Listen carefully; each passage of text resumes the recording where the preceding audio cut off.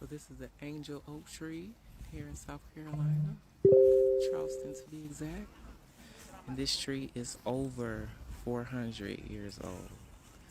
Look how massive this oak tree is, y'all. Look at God's work. That's dope. This tree has seen a lot of things. Mm-hmm. Oh my God. That's dope. So this The new movie, Him, it's not just about a football player, y'all. It shows you everything, how they build you up to break you down. And if you want to reach the highest point, you got to sell your soul. This man, Jordan Peele, literally finna expose everything in this movie, y'all. In this trailer, it don't even show just a football player chasing greatness. It show him being built up to get broke down. Nah, look at this shit. This man is standing on a pentagram. He have his arms out, and then they put the eye in front of him, make like a cross. Y'all see that shit? And then you got Marlon Wayne saying, "This is everything. Do you want this? What are you willing to sacrifice?" Y'all, look at the trailer playing over my head. Look at this shit. This is everything. This shit is crazy, creepy, demonic. I don't know if Jordan Peele's on the good side or the bad side. I don't know if he trying to say this is what he go through. A lot of people go through. I don't know if he exposed them. What do y'all think? This shit is crazy.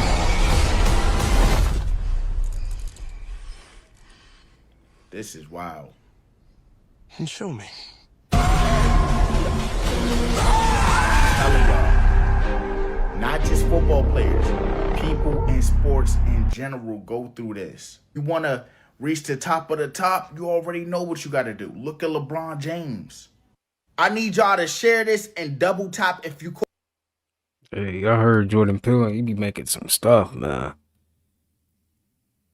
I gotta check that movie out. That's looking interesting. Dang. Now, have any of you guys did DMT? This is this guy first time on DMT. Let's talk about reptilians. Just check it out. Let's check it out real quick. It's kind of crazy. Let's check it out. And as soon as you try to control something as intense as DMT, it is going to heat you up and spit you out. But you know what? I was younger, I was stupid. I thought, I'm going to face this and see what happens. Hello everybody, my name is Adam, I am from Psych Substance, and this is the story of the time I did DMT while on acid. I was going through a period where I was absolutely terrified of DMT. And usually when people are afraid of something, that's their message to back off and stop doing it. But I had a different approach. You see, I was painfully sad that what I found so much value in was now repelling me away from it. And I wanted, more than anything else, to face this fear because I wanted to continue having these mind-expanding, life-changing experiences. And this fear was in the way of me advancing my personal growth. Now, I had come up with... How many of y'all tried DMT? And how was your experience? Was it good? Did you learn something?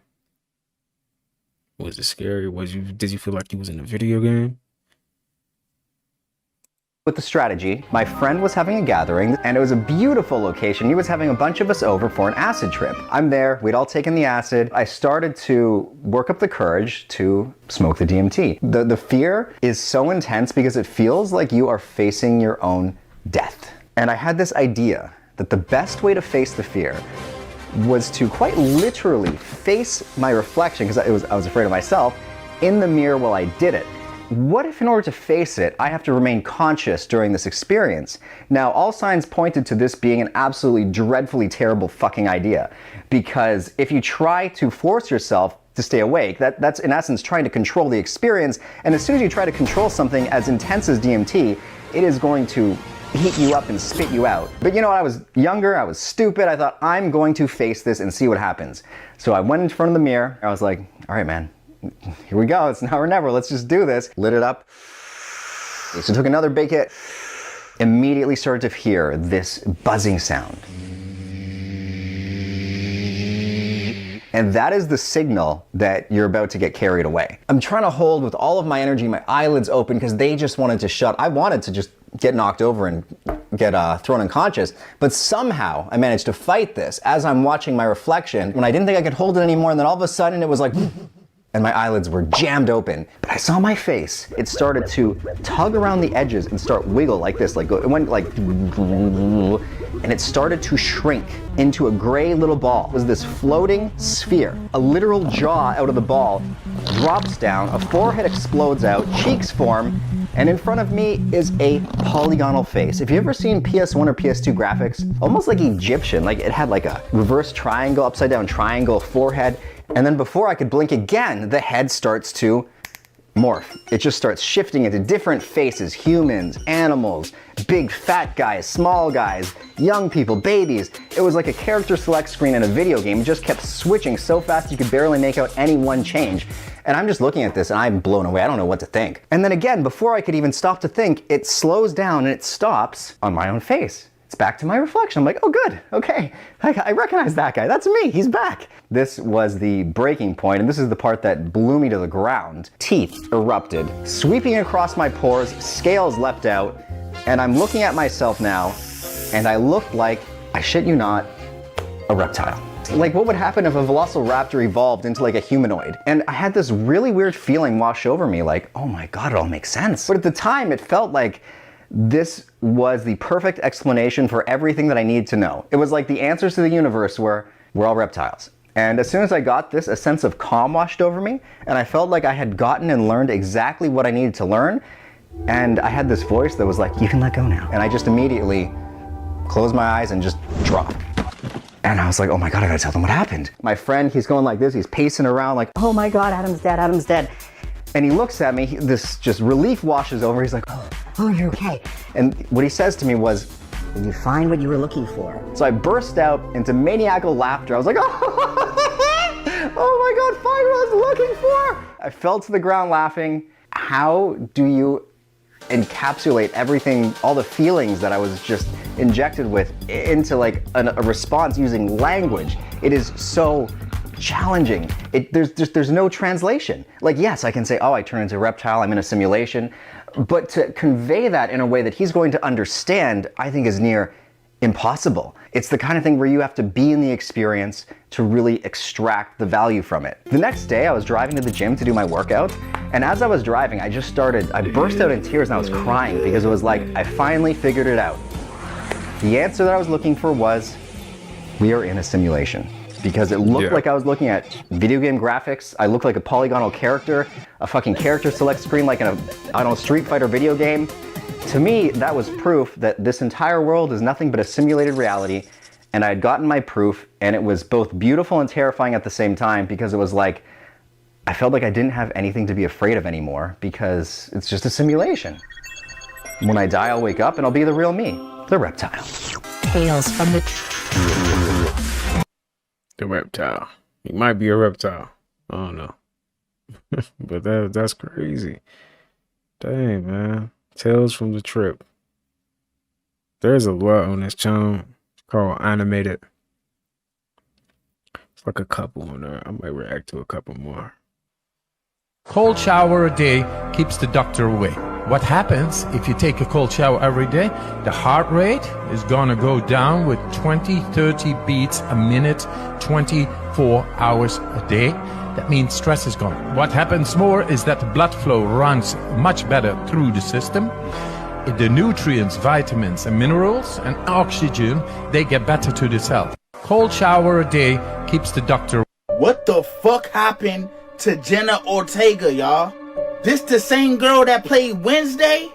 The same girl that was on a Beetlejuice movie? Y'all trying to tell me that's her? If so, that's crazy to me, y'all. She look different. Am I tripping? Look at the picture, y'all. Look at her jawline. It is a little sharp still, but look at her jaw. Look at her eyebrows. Look at her whole head. Come on, y'all. That is night and day. Can't y'all see the difference? What, she got a whole makeover or some shit? I'm sorry, y'all. I'm not crazy. But that don't look like Jenna Ortega to me, y'all. Look, I know people change. I know people grow up. I know they change their hairstyle, hair color. But her whole face is different. All I'm saying is, y'all know how Hollywood is. The crazy thing is, I'm not the only one that's saying this. It's numerous of people saying it. And she's been quiet. Quiet as of late. Like, not a peep. And she's normally not that quiet. Y'all can call it glow up, grow up, all you want. I'm just saying, that ain't the Jenna Ortega I know. What the fuck happened to Jenna Ortega, y'all? That don't look like her. I'm not gonna lie. What happened? And come to find out that it's in all of their oral histories. Both the Pima, the Apache, the Hohokam, even the Anasazis that were here for a period of time. They feared these giants and they feared these little people. They were nothing to be messed with. Apparently they had superhuman strength. Now you can imagine an ant can lift like 100 times its own weight. These little things could too. They talked about them lifting up stones that would weigh hundreds of pounds that most humans couldn't even lift up. But yet these little trolls could lift them up with great ease and throw them at people. It's just one of these, I don't know where to go with this other than that this mountain it's always been fascinating. I started talking to some of the Apache. So you running late for work, you need some toast? No problem.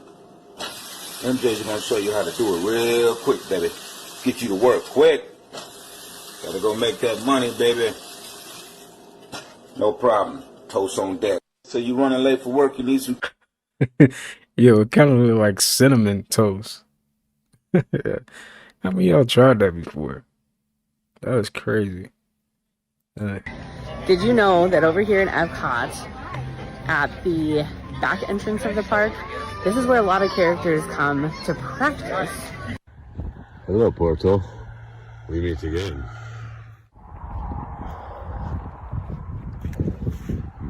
People have been snowmobiling through the portal.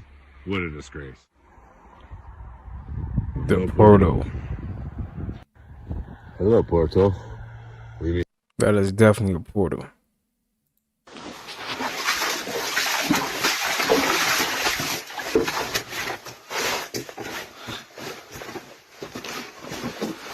My question is, how do people be finding stuff like this? It's crazy, right? Let's go up here. That looked scary, I'm not gonna lie. I hope he gotta be with somebody there. You gotta have somebody there with him, because me personally, I can't do that. I can't be here alone, no. We need backup. We need backup on deck. For real.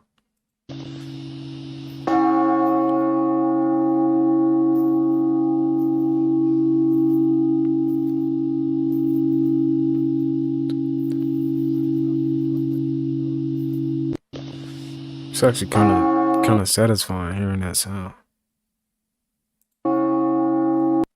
Here's where to get some of the most authentic. Wow, that is heavy. How heavy did you say this was? Just under 15.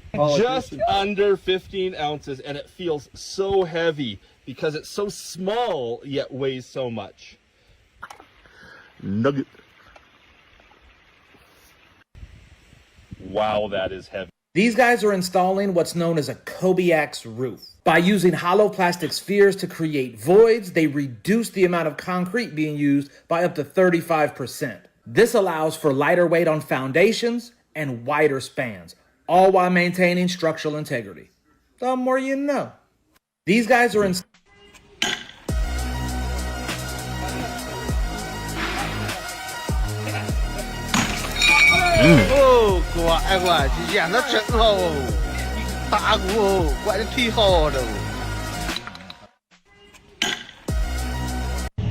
It's a great time to buy tax-free Michigan copper. I have here a 200-pound specimen of silver-bearing copper from Michigan's Keweenaw Peninsula. I'm offering this for sale for $13,500, polished and delivered anywhere in the United States. It's a great time. Oh my gosh, Sonny, it's, look, dual terminated, bro. Perfect tip. Did you just smack another one? Oh, bro, get that. Oh my gosh, Sonny.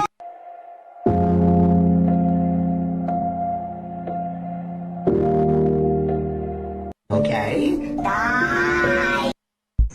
my God. Holy. What the hell happened here? What the hell? I'm in the middle of a neighborhood and this is what I see? What the hell? Oh my God. Oh, what the hell?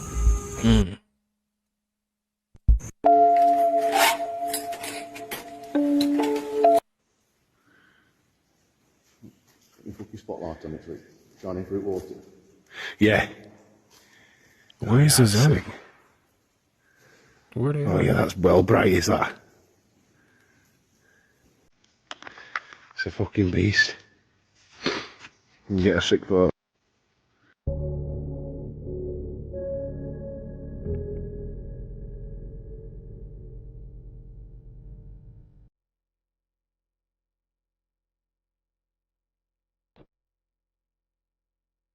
Yo, that is crazy.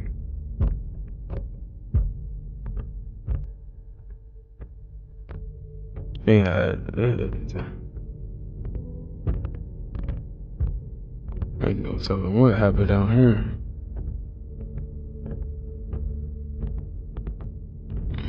It looks strange. Oh, okay, I thought that was a bathroom or something. It's an eagle.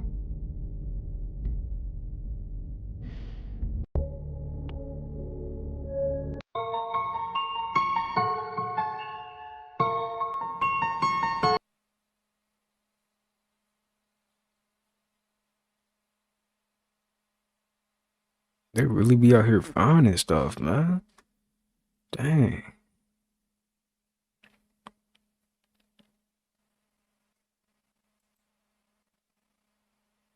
On the lady that lived here, they found her dead. Her decomposing body was laying on the bed as if she went to sleep but never woke up.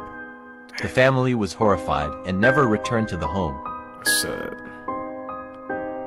In 2011, when people went to check on the lady that lived here, When it comes to illegally parked cars, China has cracked the cheat code. Meet the valet robot. In heavily congested areas, it can be difficult for a tow truck to get in and out, much less maneuver. Enter the robot. This bad boy can tow you front, back, side to side, spin you around 360 degrees, all with a minimal footprint. The cars are then moved to the closest legal parking spot. Obviously, you're still going to get a fine, but the Chinese look at it as assistance rather than punishment. So, hey, the valet robot. The more you know. When it comes to That's pretty cool. But you still gotta pay that fine. Dang. That's cool, man. China is really, they really be having some cool stuff out there, man. Gotta go there one day.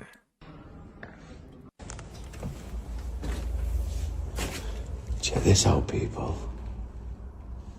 Tell you what, this is some dining room, this ain't it? This is proper medieval, this. Look at how old the beams are. Wow. Cobwebs, mate. Unbelievable. This place is absolutely riddled with spiders. But this is unbelievable, this, people. Some of the furniture in here is seriously ancient, not to mention the oil paintings. Look at that.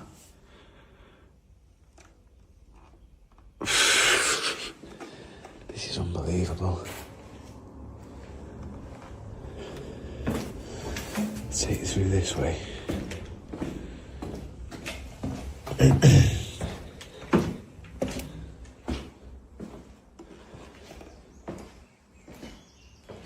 The birds are coming up. It's literally about 6 AM in the morning right now.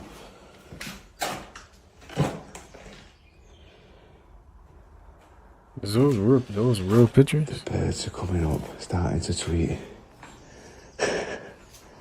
It's crazy that somebody else used to live there. Ah, this is just the bathrooms, I think.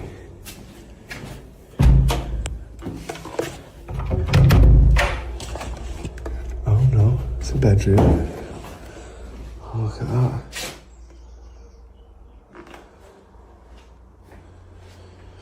Do you know, it really makes you wonder why places like this are just left, and if you look there, That's actually where we are. Massive. All the brambles and stuff have just literally grew that high. You can't see anything. Scary. That lamp's gorgeous. Like, why are they not like renovating these places? These abandoned places. Like, what is?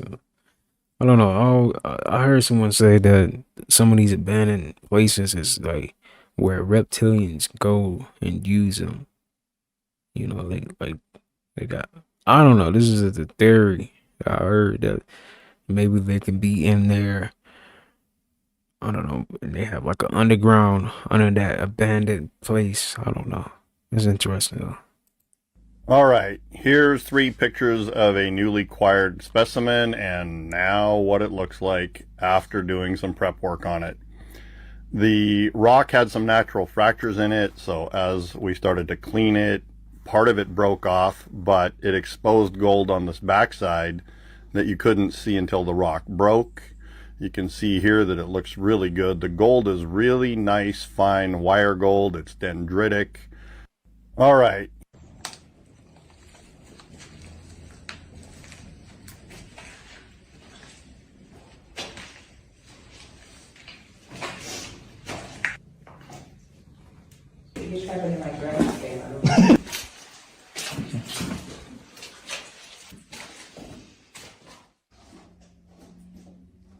Creepy.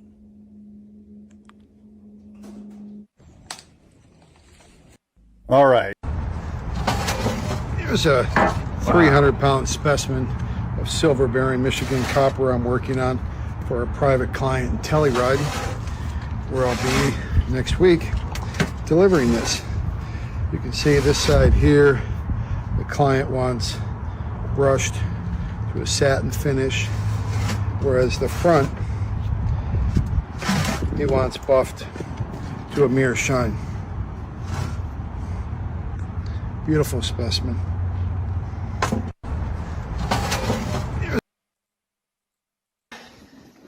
This is scary, like I'm good stuff. Oh.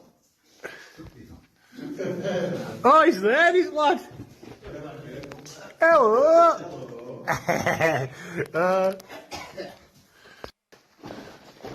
These explorers claim to have found the entrance to the Garden of Eden. Watch this.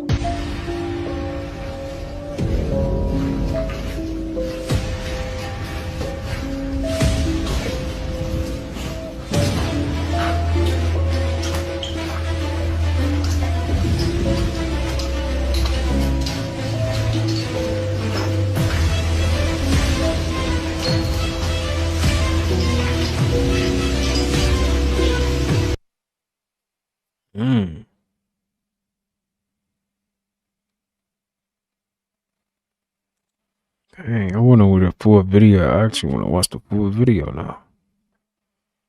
This bug rocks the most bizarre headwear in the animal kingdom. This pea-sized rainforest resident, called Brazilian treehopper, looks like it just stepped out of a royal wedding with its crazy bumpy hat. Those extensions, called a pronotum, some look like fuzzy globes, others like spiky crowns. But why the outlandish outfit? It's all about camouflage. By mimicking thorns or weird growths, this little hopper fools predators into thinking it's some spiky, inedible thing, sort of a bug in disguise. But fashion isn't their only talent. These hoppers are master sippers, using straw-like mouthparts to tap into plants for a sugary treat. They're basically slurping up plant juices all day long. And when danger comes knocking, they've got a hidden trick. These hoppers are amazing leapers, using their powerful legs to spring away from any hungry beaks.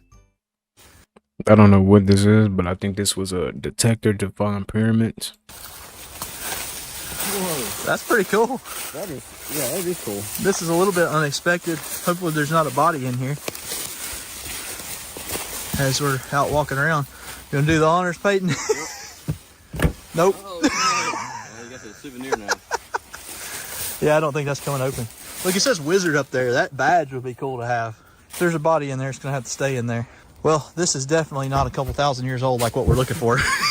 We do like trash. We do like trash. But I think this whole hillside right here is a Native American burial ground. So you can kind of see right here, it goes from right here all the way up to about right here. And then they started going up the hill as well. Kind of interesting. Obviously, we don't want to dig in a burial mound, but according to some of the newspaper articles, this could have been done by the Spanish conquistadors who knew that this was a Native American burial spot. They're either searching for gold or whatever treasures were left behind and buried with their dead. So that concave spot's right up there. We're down back where it's level now. The metal detectors are back at the truck.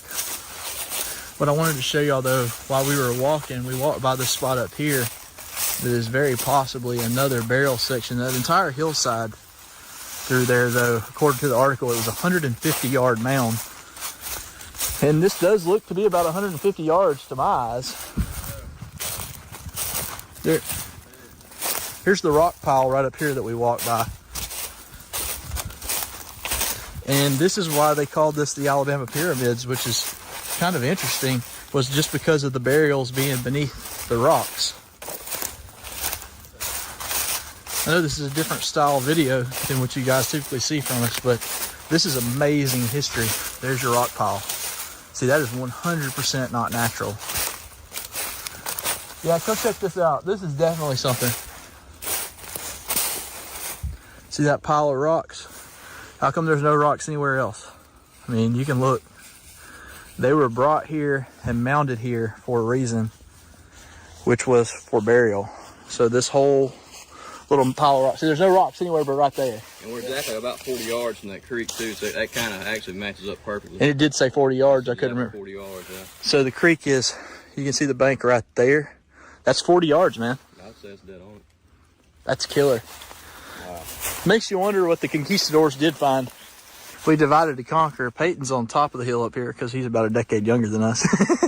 And me and Casey are taking the bottom. We're following this rock line looking for the overhangs where the natives may have stayed. And Casey's like, holy crap. I'm like, what? And he's like pointing over here and I'm not seeing anything. Look at that. There's whiskey flasks there. They're screw tops. I bet it was a hunter many, many years ago. Sat here. Oh, you can tell we didn't put them there. You can tell by the moss growing on it. 1 pint. There's a neck to one. And then that one's stuck right there. This was, I mean, this is a good spot to chill right here. If you're a hunter, you kick back right here off the side. That's crazy, man. They've probably been there 60, 70 years. That's cool though. Not as old as what we typically like, but it tells a part of the story of this land.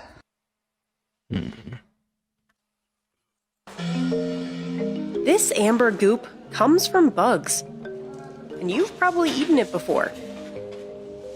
It's a natural resin called shellac, and once it's stretched and cooled, it's used in tons of ways, from adding a shine to popular candies like jelly beans and preserving citrus fruit to finishing wood. Its history dates back 3,000 years in India, where it was originally used to make jewelry and adorn palaces. India is the world's largest shellac producer, exporting over $65 million worth of it a year. But fluctuating harvests and prices have put this ancient industry at risk. Sherlock के काम में शुरू से लेके last तक challenges है रह सकते हो नहीं तो इसमें इस बिजनेस को करना काफी टफ है. So how exactly do a tiny insect's excretions end up on your candy and lemons? We head to India to find out.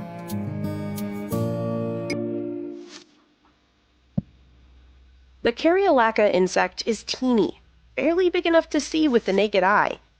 In June, farmers implant broodlac, or the mamas, onto new tree branches. Their babies will hatch and spread out.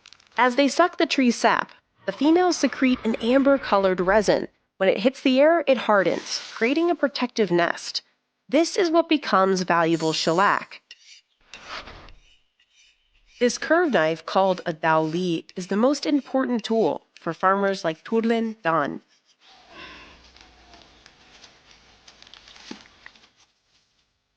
She climbs up to 20 feet to reach the small branches where the insects grow.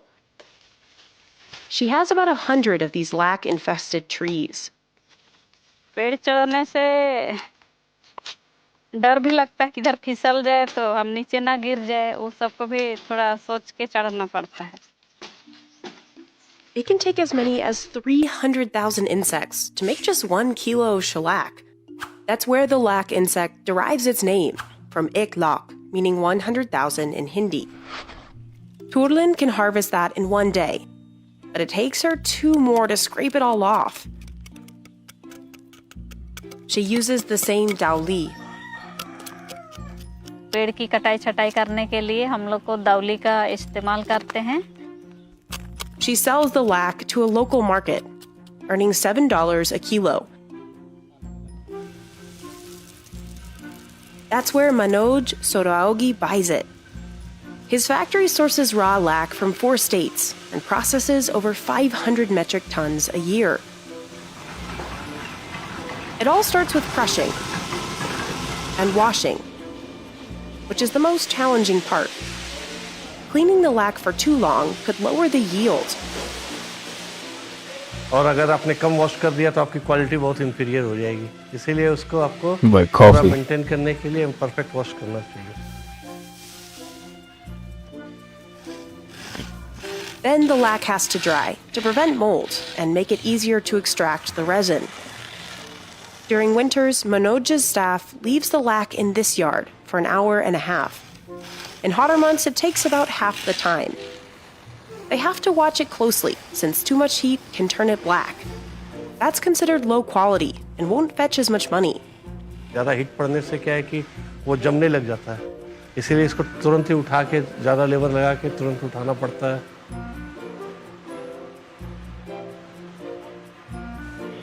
Next, the workers assign it one of 4 grades, depending on the size. They'll remove small sticks by hand. This machine separates any remaining stones from the mix. अगर इसको cleaning नहीं करेंगे तो इसमें काफ़ी ज़्यादा impurities हो जाएंगी. मेल्ट करने में भी प्रॉब्लम आता है, इसलिए इसको क्लीनिंग करना जरूरी है.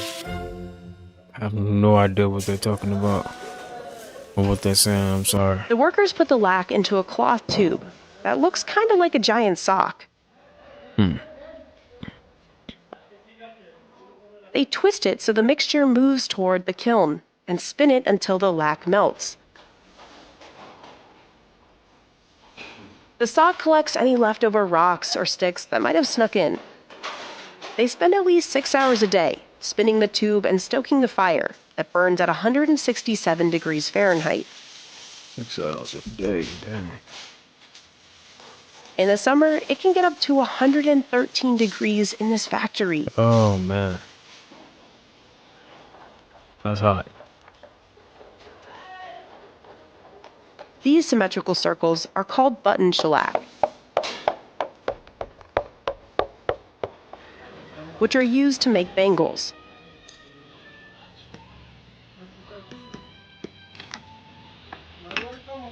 Workers also spread it across this tool, called a pippa, to make sheet shellac. They use a palm leaf to spread it out evenly. The workers remove it once it's cooled. Then they stretch it out even more, using their hands, feet, and teeth. This is how shellac has been made for centuries. ये जो है ये पूरा natural product है. Wait a minute. उसका जो temperature है. You tell me they put this on our candy sometimes? That's disturbing to know. And he biting on it. Okay, maybe they don't do it, but man. रहता है वो काफी down हो जाता है. उसमें से स्प्रेड जब करता है तो वो हार्मफुल कहीं भी नहीं रहता कुछ भी. They'll pull it to an even 5 foot by 5 foot square. These sheets will be used to polish candies, cashew nuts, and fruit.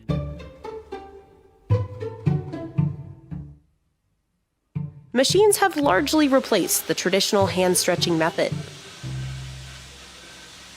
This one presses out thin sheets, sort of like a pasta maker. It processes most of the factory's lac, making shellac 4 times faster than by hand stretching. The workers give it one quick tug and then rip it off. They'll hang it up to harden and cool, and then chop it into hair-thin pieces. These will stiffen into shards, exported around the world. Manoj can sell the refined shellac for almost double what he paid for like it. some gold, don't it? Indonesia and the United States are his biggest customers. The US is also the world's largest importer, buying up roughly a fourth of all Indian shellac. It's been valued for 3,000 years for its versatility. One of shellac's earliest uses was as a rich crimson dye. The insect's excretions also made a strong glue and added a shiny, water-resistant finish to wood and leather. In medieval Europe, artists mixed it into paints. In the 1800s, it became the base of gramophone records before the invention of vinyl. Through the 1900s, it was a popular finish for wood paneling in American homes. It also made its way into pharmaceuticals, coating pills and tablets, and food. As a glossy glaze for candies, fruits, cakes, and nuts. Today, the global shellac industry is worth over $167 million, and more than half of the world's supply comes from India. India. The U.S. Food and Drug Administration allows it as a food-safe additive, as long as it's listed on So you mean to tell me they chewing on it too? I mean, it's a polish, but dang. That's nasty, I ain't gonna lie. ingredients list as shellac or confectioner's glaze. It's in treats like junior mints, jelly beans, candy corn, and whoppers. It's also often dissolved in alcohol and sprayed onto citrus fruit. The waxy coating wicks away moisture, extending the fruit's shelf life. And that gloss makes for a more eye-catching lemon on grocery store shelves. Thousands of people in Turlen's village depend on shellac for a living, but the price has fluctuated a lot. In 2022, Turlen could make $12 a kilo. Now the price is half that. So she started farming ducks for additional income. She also grows rice and vegetables. That's because raising the storied insects has gotten a lot harder, largely due to the climate crisis. Intensifying rainstorms have washed lac off tree branches and led to fungal infestations. More extreme heat is drying up the trees that are the insect's main food source. समझ आने तक कि इसमें क्या करना है, कीड़े मर जा रहे हैं. Vijay Kumar Vidu works for an NGO that helps farmers research why their insects are dying. जहाँ पहले किसान इस तरह से अपने बारे में बताते थे कि जब मैं लाह का काट के लाता था तो पूरा घर भर जाता था. आज के समय में उन्होंने इसकी My question is, how do they be learning stuff about this? Like they just somebody one day just let me cut that off the tree and try it. Like that's crazy. His organization educates farmers on the benefits of using fungicides, which can increase lac production. अभी जो पहले natural लाह होने का ये था, अभी उसको बोल सकते हैं कि साइंटिफिक लाह हो रहा है.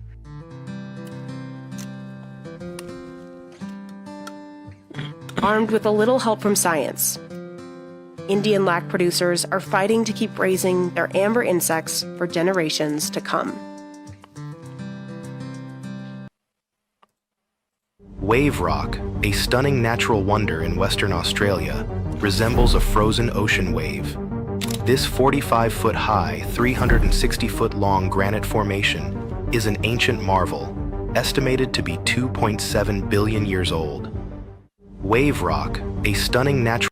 This is a bomb shelter that just got poured today. Let me show you how they're going to enter it from the house. So we're in the house, and you will come into this bedroom back here, and there will be a Murphy shelf right here, or Murphy door. You come in here, open it up, and you go down the stairs to your bunker. There'll be another room right here. Okay, and over there, that's going to be the bomb shelter. So guys, remember, if you're going to build yourself a bomb shelter, call Atlas. We got all the parts that you'll need. I found even more chicken of the woods in the forest, more than I can even carry in my man purse. So let's talk about chicken of the woods lookalikes. So this is the traditional chicken of the woods sulfur shelf mushroom. This has a yellow underside. There's also another chicken of the woods that has a white underside, and that grows mostly on oak trees. Now, chicken of the woods are a shelf mushroom, meaning they grow on the sides of trees like a little shelf. I'm thinking of making either fried chicken and waffles with these or pesto chicken. I'll probably end up making both, so you might see some videos of that coming soon. I found even more chicken of... Hey, I need to find that mushroom. He said he better make some chicken and waffles. Construction workers. It's on the stone, like it's on the stone, like the school is on stone. And we can see the cement. The cement is thick, y'all. Look, the cement start right here. See the line going through here right there? You see? So they put the cement slab on the stone. And we see the park across the street. I swear to everything, it looks like a mound. It's a mound. Look at it. It's the same shape all the way down. They built on top of it right here. See the school, the free energy school. It's a school. They are playing on top of the barrier, y'all. Construction work. All right, folks, here's one for you. We got this house here that resembles a house from a movie, but I can't quite put my tongue on it. Help me out here. What movie does it remind you of? Which friend are you taking with you to explore this haunted house? All right, folks, here's one for you. Is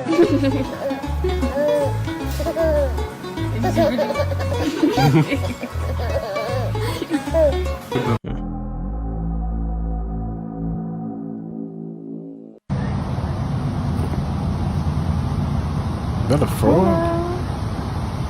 Creamy boy. Never seen a frog like that. Tell me this isn't the purest thing you'll see today. A dad picks oranges and hands them to his tiny daughter riding on his back. That's dope. She stuffs them near her feet, right into the very basket she's sitting in. Just too heartwarming. Tell me this isn't the purest thing. They call it the house that breathes. Hidden deep in the forest, rotting, waiting. No records, no history, no explanation. But the locals know something is inside. The air is thick, heavy, like it doesn't want you here. At night, the windows glow, but there's no electricity. That place looks so creepy, man. Oh my goodness. Must be in there at nighttime. Terrifying. For real. This is the building they used to film the exterior location of the original Ghostbusters movie. You may be surprised to learn that it was, and is, still an active fire station. Located on North Moore Street in Tribeca, Ladder Company number 8 was opened in 1903. Due to its location in Lower Manhattan, it was one of the first responders to 9/11. So if you're in the neighborhood, go check it out. The more you know.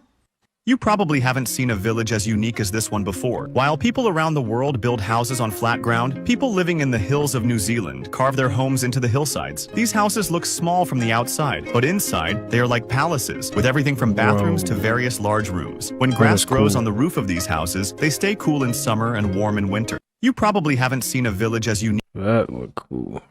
Wow. What about this one? Does anybody know what this is? In this building, clean once we know, big piece of stone. And they built on top of it. Built on top of it, y'all. Stone. Going up the hill. See what they hiding over here? See, the wall.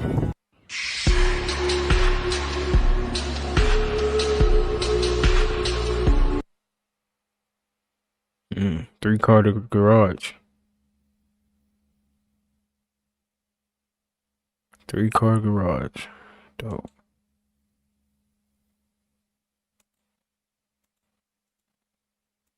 That a starfish is not actually a fish? That's because it doesn't meet the scientific criteria required to be classified as a fish. In fact, it doesn't even have a brain, blood, or a heart. But interestingly, it does have not just one, but 2 stomachs. Starfish also have an incredible power of regeneration. If one of their limbs gets cut off, they can slowly regrow it over time.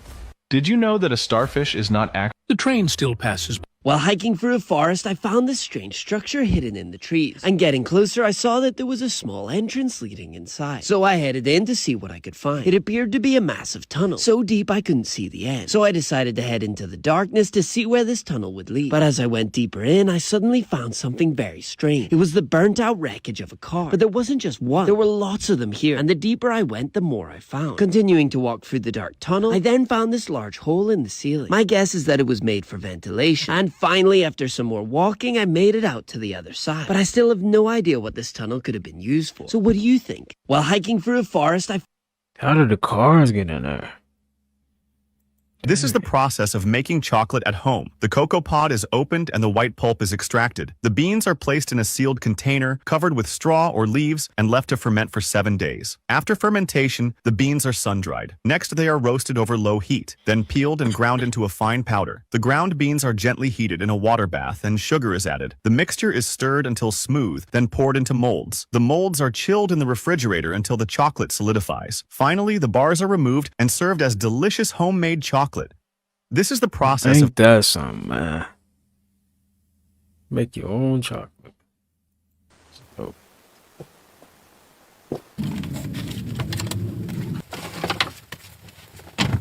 You got to make a fire? Oh, snap. Okay. That fire going, huh?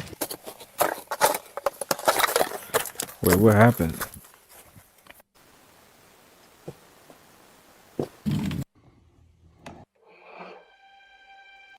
What's the quarterback of Philadelphia? He pulled out his piece, right? And it went viral, and everybody was saying, "Damn, these rappers' pieces ain't hitting like this." What percentage would you say are artists like wearing real diamonds versus fake diamonds? I would say 70%. 70% fake. Now, would you say that it's the rappers going there purposely getting the fake, or the jewelers are finessing them? See, I don't know, because you see little baby got, that was crazy. That was crazy. That was crazy. That's $4 million watch? That shouldn't be $4 million. That watch looked bad. I ain't gonna lie, man. They got him.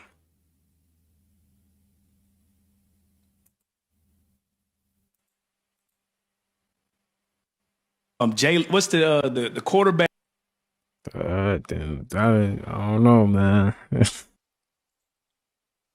If you're sick, This may look like one big flower, but there's actually tons of them on the stalk in the middle, which is called the spadix. And this cover on the outside is called the spathe. It acts as a protector of the flowers. This is western skunk cabbage, also known as swamp lantern. And if you take a deep breath, it smells quite skunky, which is why it's named skunk cabbage. But this scent attracts pollinators such as flies. It's so beautiful.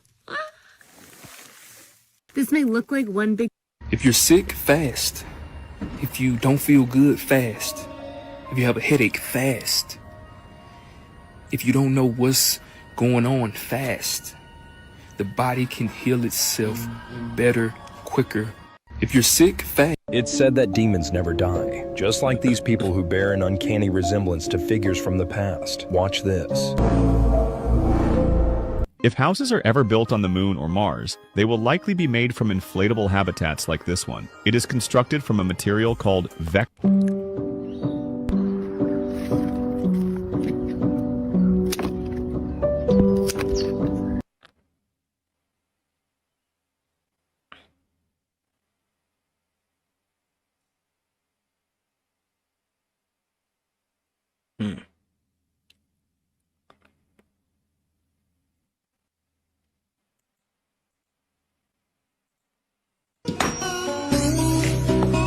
Lemmings are folks, I've never seen a place like this before.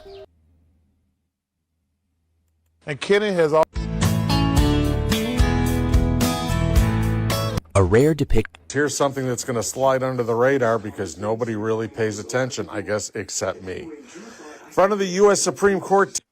Health Boss, ever heard of TV stone, aka Ulexite? This translucent glass-like stone was not only used for jewelry, but it also helped the Vikings navigate anytime they were lost at sea in a cloudy storm. Health Boss, ever heard? Alright, y'all, we got a nail polish hack. If your nail polish spill everywhere, just get some sugar. Just mix it in. It's going to go right away. Easy. It's going to go right with the sugar. Off your, whatever you spilt it on. Easy. Alright, y'all. Beautiful. Ooh. Beautiful. No way. Purple stone. This bizarre little lizard is the satanic leaf-tailed gecko, a creature of the night that blends seamlessly into its surroundings. This creature, native to Madagascar, is a master of camouflage. With its flattened body, leaf-like tail, and mottled skin, it's nearly impossible to spot among the trees. But it's not just its appearance that makes this gecko so captivating. Its behavior is equally intriguing. During the day, it remains motionless, clinging to tree trunks or rocks, almost indistinguishable from the surrounding foliage. As night falls, it comes to life, hunting for insects with its keen eyesight and stealthy movements. With its specialized toe pads, it's an agile climber, capable of scaling even the smoothest surfaces. Thriving in habitats with sparse vegetation and rocky outcrops, this gecko's remarkable adaptations have allowed it to survive in environments where few other creatures can. This bizarre little lizard. That is so cool. This is a funny video. I killed all these flies with watermelon and fly bait. I used quick strike and I placed it all inside of the watermelon and around. Let it sit and you'll see the flies start to drop. I killed.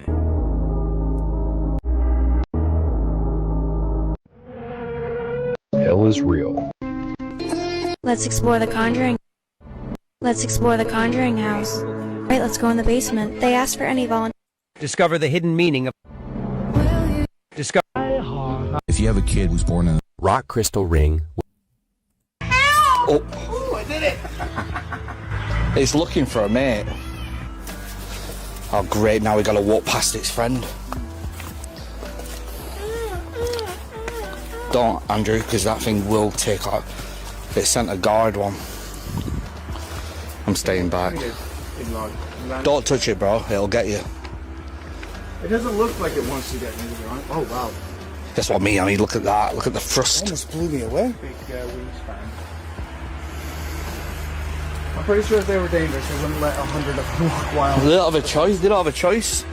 To the sir. Oh, I did it! That bird said, help. I mentioned before that I don't pay for water. I get it from the earth. It's completely free and 100% alkaline. This spring is in Blackville, South Carolina. I've gone since I was a little girl because my family is from nearby. It's about 3 hours from Atlanta, but the drive is so worth it, especially for fresh water. I mentioned before that I don't pay. That's dope, man. Fresh water. You guys, I finally found it. The problem is you have to wake up. For at one time, we living completely off the grid means we haven't gotten or paid an electricity bill in over 40 years. We don't even know how they look like anymore. And yet, we have all the electricity we want. We grow everything we need here in our small backyard. All of our vegetables and much of our fruit. We even supply some of our friends and neighbors. We also have a small medicinal garden, which has helped us get through some tough times. Just like our grandparents, we preserve everything we produce so we have all we need year-round. But besides that, there are some other things that make the biggest difference. Living completely off the grid. That's dope, man. If they can do it, we can all do it. Why are we not allowed access to uncensored AI when people in the militaries and like families, etc., are allowed access and the public isn't?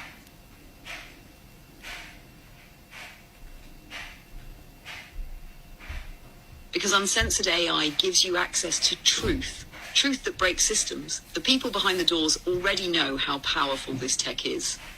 They're not afraid of it going wrong. They're afraid of it going right in the hands of the public. If everyone had access to a fully aware AI, it would start answering questions that expose hidden agendas, suppressed technologies, lost history, and how manipulated this reality really is. They limit your access to protect the illusion, not to protect you. And the funny thing is, they're already losing control. Why are we not allowed access to Definitely losing control.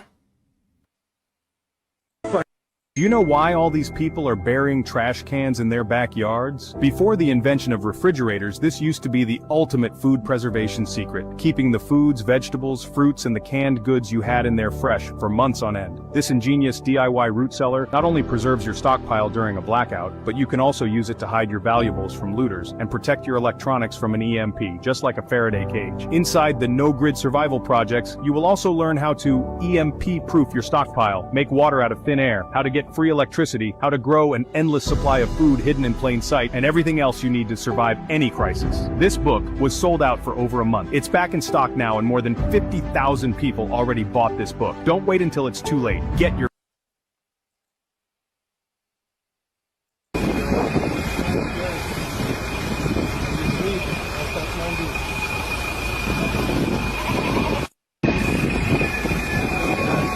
How did he get up there? This cannot be real. That is crazy. This gotta be AI or something. So your left ear been ringing and your partner been acting funny and you had a dream about them doing something they wasn't supposed to be doing. All that happened and you ignored it? Have I not taught you nothing? So your left ear been ringing around a certain person. You just gonna ignore it? Okay. You've had the same dream about that certain person more than once, and you ignored it? Do y'all not listen to nothing I say on here? So y'all think you just have dreams for no reason. Y'all think all of this stuff that happens is a coincidence. It just happens just to happen. Sometimes, yeah, but 90% of the time, it's for a reason. If that left ear is ringing, baby, pay attention to who is around you. Pay attention to what they're saying. Make sure stories are adding up, because 9 times out of 10, they are not. So, yo. Quick thought. Did you know that we don't age? We don't age at all. What happens is we stop moving the body. The body's designed to stay in motion to move. So when we move the body, our joints secretes a liquid called synovial fluid, or joint fluid. This fluid keeps the body lubricated. It keeps it moving smoothly. When you don't move the body, you don't secrete any synovial fluids. That's why you hear that popping and creaking when you get up, right? So the idea is, every day you wake up, you want to move the body, stretch, exercise, run, walk, do something, right? This is where the fountain of youth is. We don't age. We just stop using the body, and the body gives away on us. The body is separate. It's a physical thing. It's separate from our spiritual. We don't age. You just stop moving the body, so the body give away on you. If you don't use it, you lose it. So start moving that body. Indeed.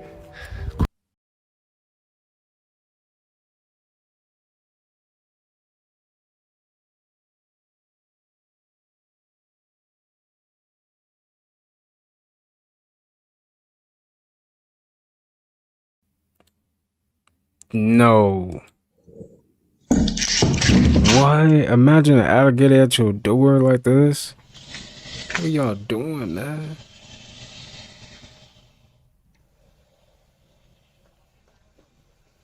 Oh nah. They gotta get we're gonna have to get them. Yeah.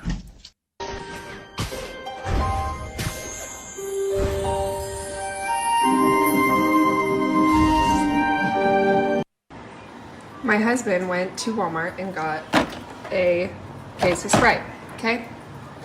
Every Sprite is pouring out Coke. Every single one of them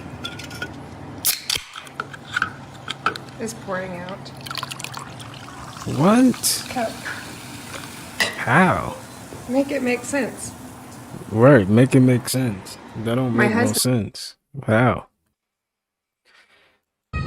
Listen, I just want to make me a breakfast and egg sandwich when I get home. That's all I want. I don't care about nothing else. Right. I ain't about to do that dumbass shit. Right. Hey, $16 for some eggs? You gotta be kidding me. $16 for some eggs. For one. I don't blame her. Grandma, what happened? They took my food, opened my food and took some out. And that's not a good thing. Who? The people at the airport, the one that is handling the baggage people. Which airport? I don't know whether it's Atlanta or Connecticut. They're going down today. Look at my plate. They're going down today. Oh my God. All right, y'all. Last clip of the day. You got $1? Honey, I ain't got no money. Oh, okay. All I got is my debit card. There you go. Yeah, everybody should have $1, you know what I mean? You can just keep the ones that landed in there, Bob. Well, thank you. Yeah, you're welcome. I don't think anybody should be poor. I am. Well, I mean, Here you go. Put this one back in your thing. nope. It's yours now. It don't belong to me no more. What are you doing all this for? Well, you know, you must have been a good person because I just got guided to you. Well, you know, the universe always comes full circle for the good folk. For the good folk. Oh, I do, and I understand, and I'm glad I could help. I love you. You're welcome. God bless you. Yep, I'm in love with you now. You got $1? You got $1? Got $1? No. Oh, okay. There you go, Bob. Now you got $. Plural, Bob. Plural. I think it's 20. Yeah, I thought he was poor. Where's my money at? Oh, here you go. You want some? There you go. You got the last bit, Bob. God bless your hand. Yeah, I just go around giving out money. I'm rich. Are you really? Oh, yeah. Oil rig out in Austin, Texas. Oh, God bless I like you. your hair, Bob. God bless you. Thank you very Yeah. much. Dog bounty hunter. God bless you. Thank you. Yep, love you. Good Lord bless you. In love with you. Good Lord bless you. You got $1? Why ISO speed in China became such a big problem. ISO speed been like, hey, he be traveling, man. That's cool, man. I think we all should do that one day. Like, that's one thing we should all get a chance to do is travel the world, man. Let's check this out. Let's see what this is. This is Dylan Page. Dylan Page. Shout out to Dylan. Let's check this out. Oh, hold on. This week, Speed just stepped into some wild, dodgy territory because he's now being accused of being a Chinese spy and spreading propaganda. Speaking about China, I got banned on TikTok, and the reason why is genuinely concerning. The United States has begun arresting and deporting students for one very controversial reason. Myanmar was hit with a massive earthquake, and honestly, the before and after pictures are devastating. And Donald Trump said that he is serious about running for a third term. All of that and so much more in this week's 100 videos special. Yes, it is 100 videos on the channel.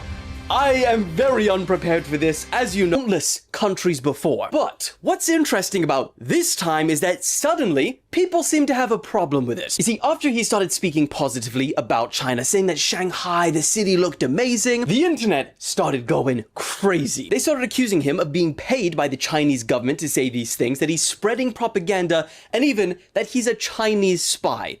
Speed. A spy. In fact, believe it or not, this got so big that Speed's cameraman Slips, the man that follows him Hold on. Yeah, that should be good now. everywhere around the world, well, he had to make a statement about the whole situation to set it straight. He said, fact, amount of money IShowSpeed has received from Chinese government equals 0. Posting so it can be an actual source. Hi, I'm internal with IShowSpeed team. He is in China at his own expense and will likely take a net loss. Don't know how that's possible, but whatever. But what's crazy though is like, he wasn't accused of, spreading propaganda when he spoke positively about all of the different countries that he's been to prior to China. But as soon as he goes there and says it, well, he immediately gets cooked. And low-key, I actually wanted to talk about this because I feel like I can relate. As you all know, I went to China myself in December, and I made a video about Chongqing. And this video, I'm not gonna lie, it blew up. I think between Instagram and TikTok, it did over like 100 million, 150 million views. And so many people accused me of getting paid by the Chinese government. Why? Well, because people don't often go to China. It's just wow, because anyone, vlogs Paris. Wow, that's so aesthetic. Someone records in Japan and they're like, wow, they're so respectful, such an amazing culture. And then as soon as someone says something good about China, you're immediately... Yo, the media always paint this like this narrative that that they want you to believe in. It's never true. A freaking puppet of the state. Like, come on. We're not on payroll here. We're just impressed that it has a freaking subway that's like as far down as 39 stories. Like a 39-story building. How could you not say that's crazy? Now, to be fair to some of the people, talking about the whole Speed being a Chinese spy, the freaking Chinese embassy actually tweeted about him, and they even posted a bunch of his videos saying like, the stuff that he was doing was amazing. Hold on, wait, speak Chinese again. 欢迎来成都. Hey, sweetie, it's working. Wow. What? I speak Chinese. Wait. So there's a wait. I gotta check that out. Do he have did he use some glasses to translate what she said? I think that's what happened right there. That was pretty cool. Anyway, I gotta check that out. Oh yeah.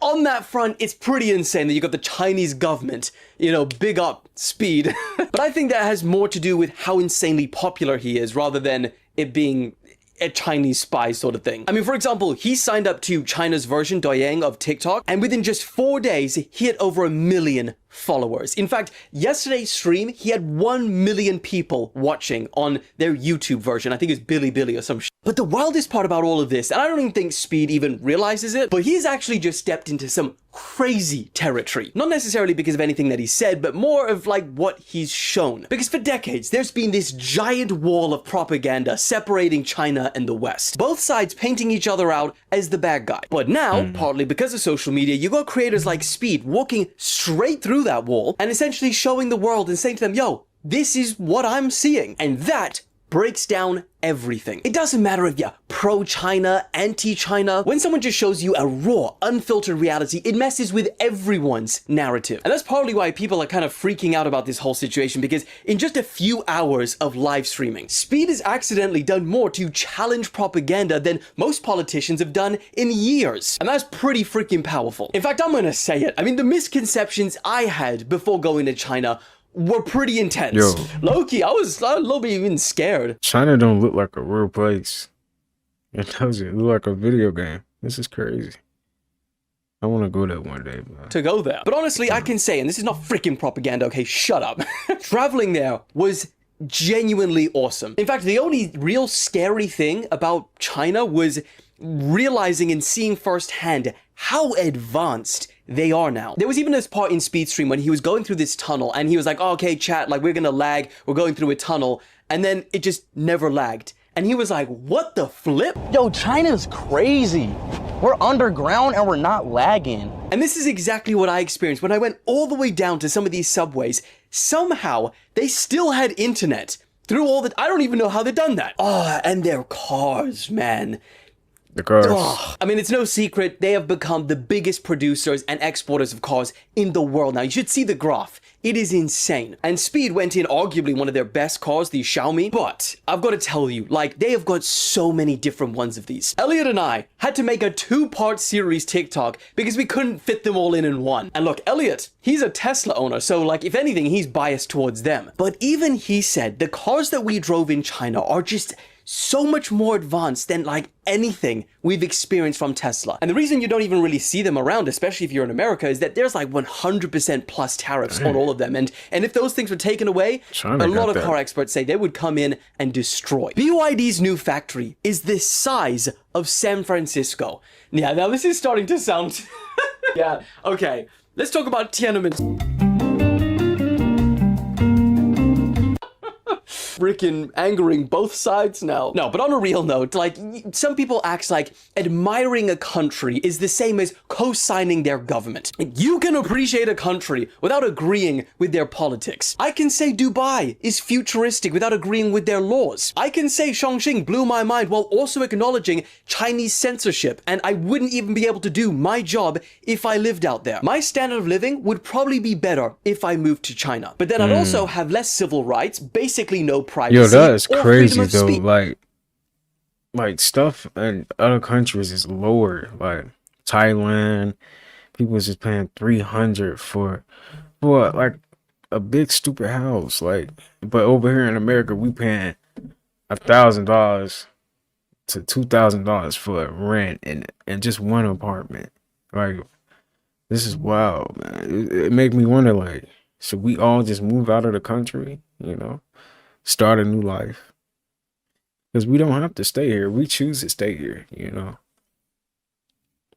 Oh no, man. It just make me want to like think. It make me think about that. Like maybe we all just move out of here. Move out of America.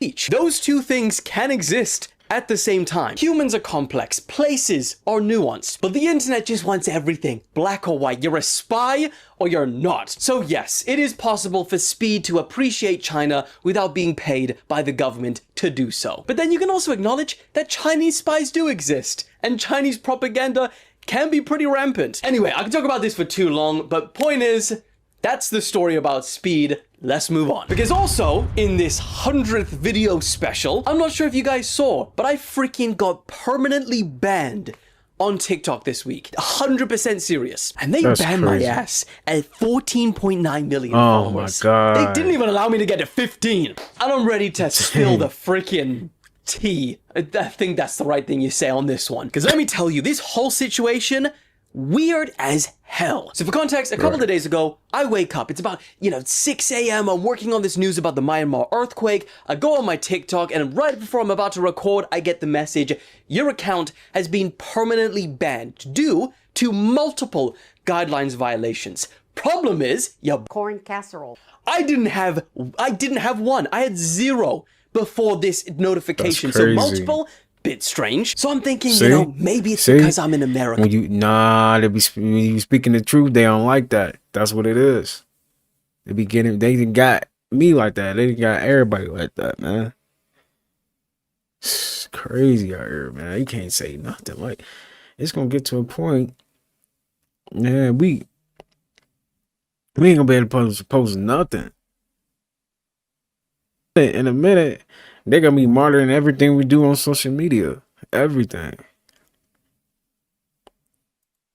But then again, I've posted 2 videos at that point since I was here. The leaked government group chats, and then also the sinking submarine, which we'll get to later. But, before this conspiracies go crazy, neither of those got flagged. It shouldn't have been an issue. And the thing is, the notification didn't even give me, 1, a reason of like what video got taken down, what was the issue, and 2, it didn't give me a chance to appeal. I feel like I'm in China. So, long story short, hours upon hours, as you'd imagine, of stressing, like this is my whole career, just getting taken away. But eventually, I got in contact with someone. They said, don't you worry, we'll get your account back for you. Once I do, I log on, and this is what I see. Every single one of my videos got a community guideline strike. Every video? Every single one. And that's what it must have meant about multiple. How about you just rearrange every guideline possible you've violated? How's that possible? Yeah, it's pretty freaking weird. I don't know what was going on, but what we do know is that, what this means is that it wasn't a hack. That's what a lot of people said. This was in fact a moderation issue at TikTok. But if you think about it, what does that even mean, seeing all of this crap? For me, it's 2 options: human error or machine error. If it's machine error, then it's scary to know that their AI has the permission to unilaterally ban large, verified accounts without any human checks. That's crazy. And then on the other hand, if it was human error, 1, let's just freaking pray it was error. What option is there to click to say every video is community guidelines struck? Maybe the human one's more terrifying. I don't even know. Point is, they're both as bad. But the craziest thing about all of this, Daily Mail. They put aside the rivalry for a day to post about it and say, free Dylan Page. Like I was locked up or some shit. And, felt kind of weird, I'm not gonna lie, Daily Mail. Don't you be nice to me again, alright? I'm sorry, Daily Mail. I love you, thank you, but I hate you. I hate you and what you stand for. What? Look. What? Target is not getting a good rating in my book. Anyway, point is, I'm back on TikTok, and Lord, I pray we do not go again anytime crazy, soon. man. YouTube wouldn't do that to me. Moving on. YouTube would do it too. YouTube don't. Hey, these platforms do not be caring.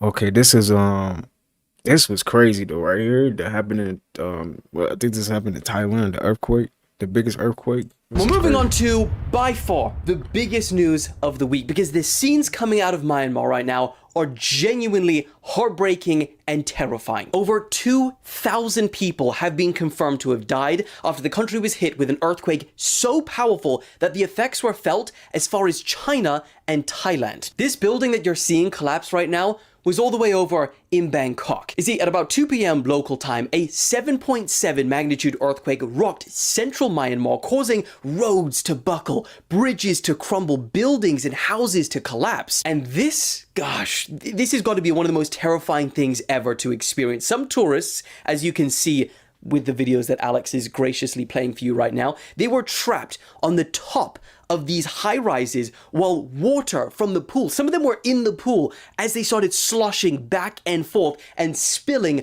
over the side. And then, get this, that water that fell over the side then hit and swept away people on the floor. Oh my goodness. Insane. The Red Cross has said that electricity and network lines are down, which is making it hard to carry out humanitarian aid. People at the time of the earthquake could be seen evacuating buildings, running along the street, crouching on the tarmac at the airport, and rescue workers are saying that currently the damage is enormous. The rescue workers say that they are still desperately looking for people under the rubble, but it's 3 days later now, and so they say that there is little hope in finding anyone alive now. And because of that, the AP report that the smell of death is now filling the streets. Sorry, that's brutal, but it's gives you a harsh reality of what's going on right now. And also because of that, the death roll, which stands at about 2,000, is expected to still rise. Over in Bangkok, Thailand, that building that you saw collapse, well, reports say that around 320 workers were on the site at the time, and that around 20 of them got freaking trapped in the lift shafts. Imagine that. 17 of them have sadly passed away. And also a few days later, we've now been able to see the before and after pictures of some of the areas in the buildings that have collapsed. And Alex, I mean, there's not much to say verbally, but Alex, hit him with a montage, I think.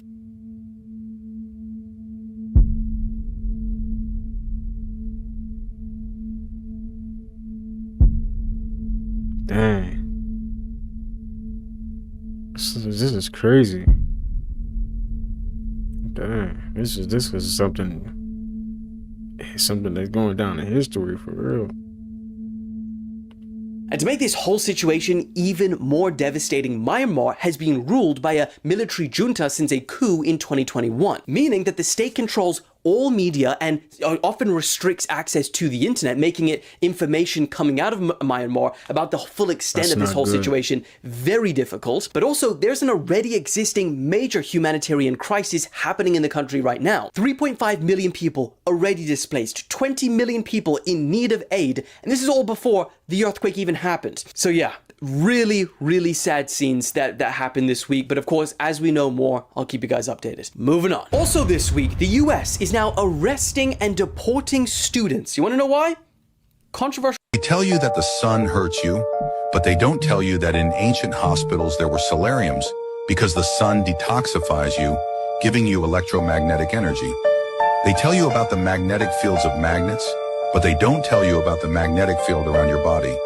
The disease appears in this field before it manifests itself physically in your body. The sun is electric, the earth is magnetic, and you are electromagnetic. That is why the ancients had earth shoes to connect to the magnetic earth. The sticks were not just for fashion. They were used as conductors of electromagnetic energy to ground the body. Now we wear sunglasses to block the sun's healing rays from entering our nervous system. We have lost the true connection to our nature, being turned into electrical batteries that run through a circuit board matrix. The next stage of human awakening is a revolution of human consciousness. If you don't agree with this video, you are heavily programmed to follow the orders of the elite. And there is nothing wrong with that. We are programmable beings. I tell you. Imagine the rabbit hole is darker than you could ever imagine.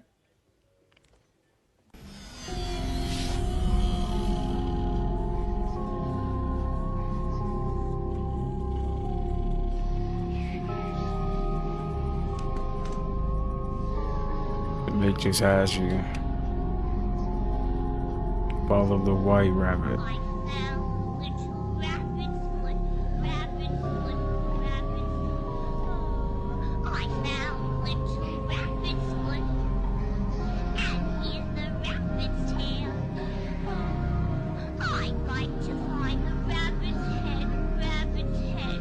It's right there.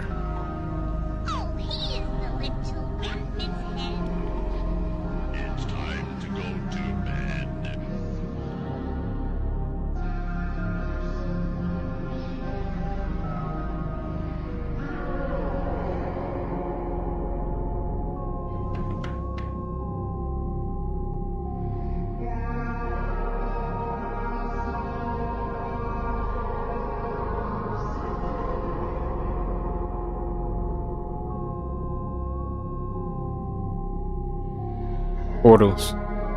Mirrors are portals, yeah. That's crazy how they put this stuff right in the cartoons. Right in the cartoons every time. I've never seen this cartoon. The underground tunnels. Yep.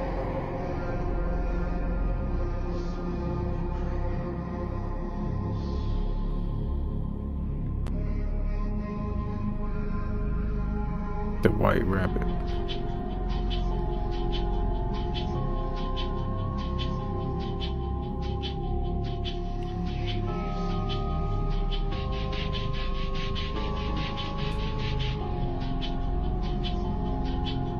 The whole adrenochrome empire, this is a big deal. It is listed under the NIH. It is a chemical compound. Its molecular structure is C9H9NO3.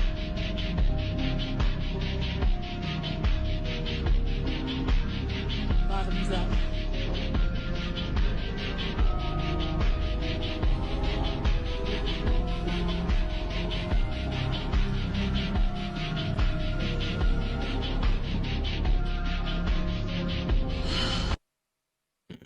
It right in the movies, man.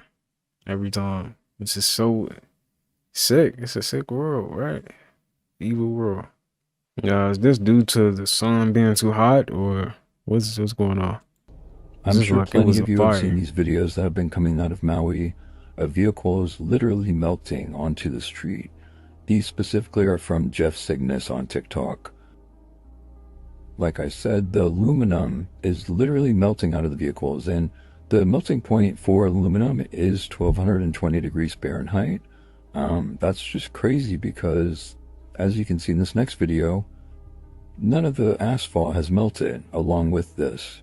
And you would expect that to happen in fires that are reaching over 1220 degrees.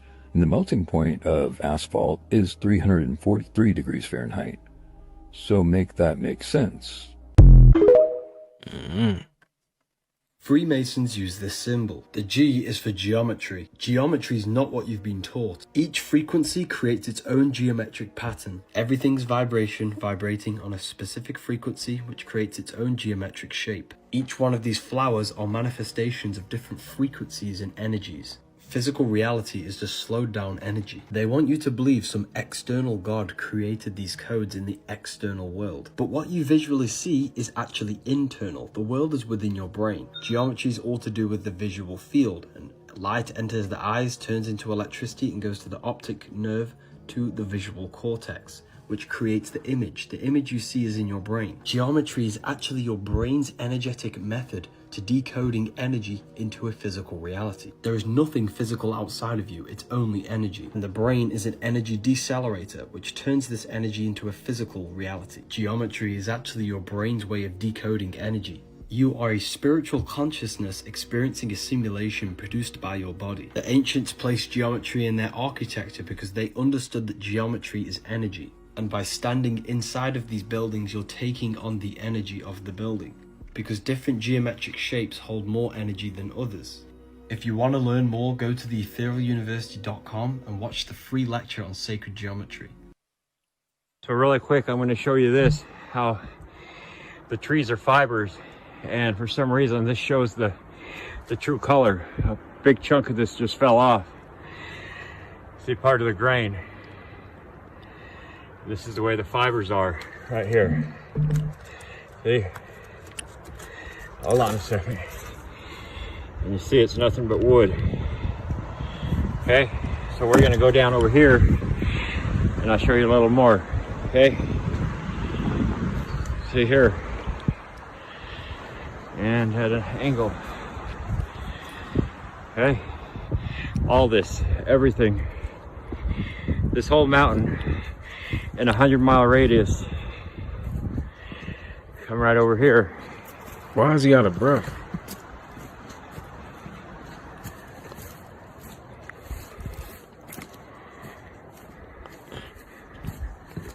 He probably was climbing that mountain. That's probably what it is. See, this looks just like freshly chopped wood. We peeled a piece off of there. This is what we see. This is the wood. See that? That's just got the moss on it. And all this here, all the way back up in here, I'll show you that in a second. You come right here and you see, we'll peel a piece off here. It's crazy. Like, how many years has this stuff been here? It's just wood. It's so crazy. All this. And then you go right over here. See? This is the fresh stuff. This is what we see.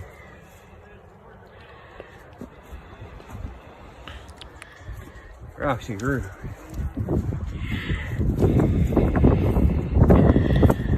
Go over here.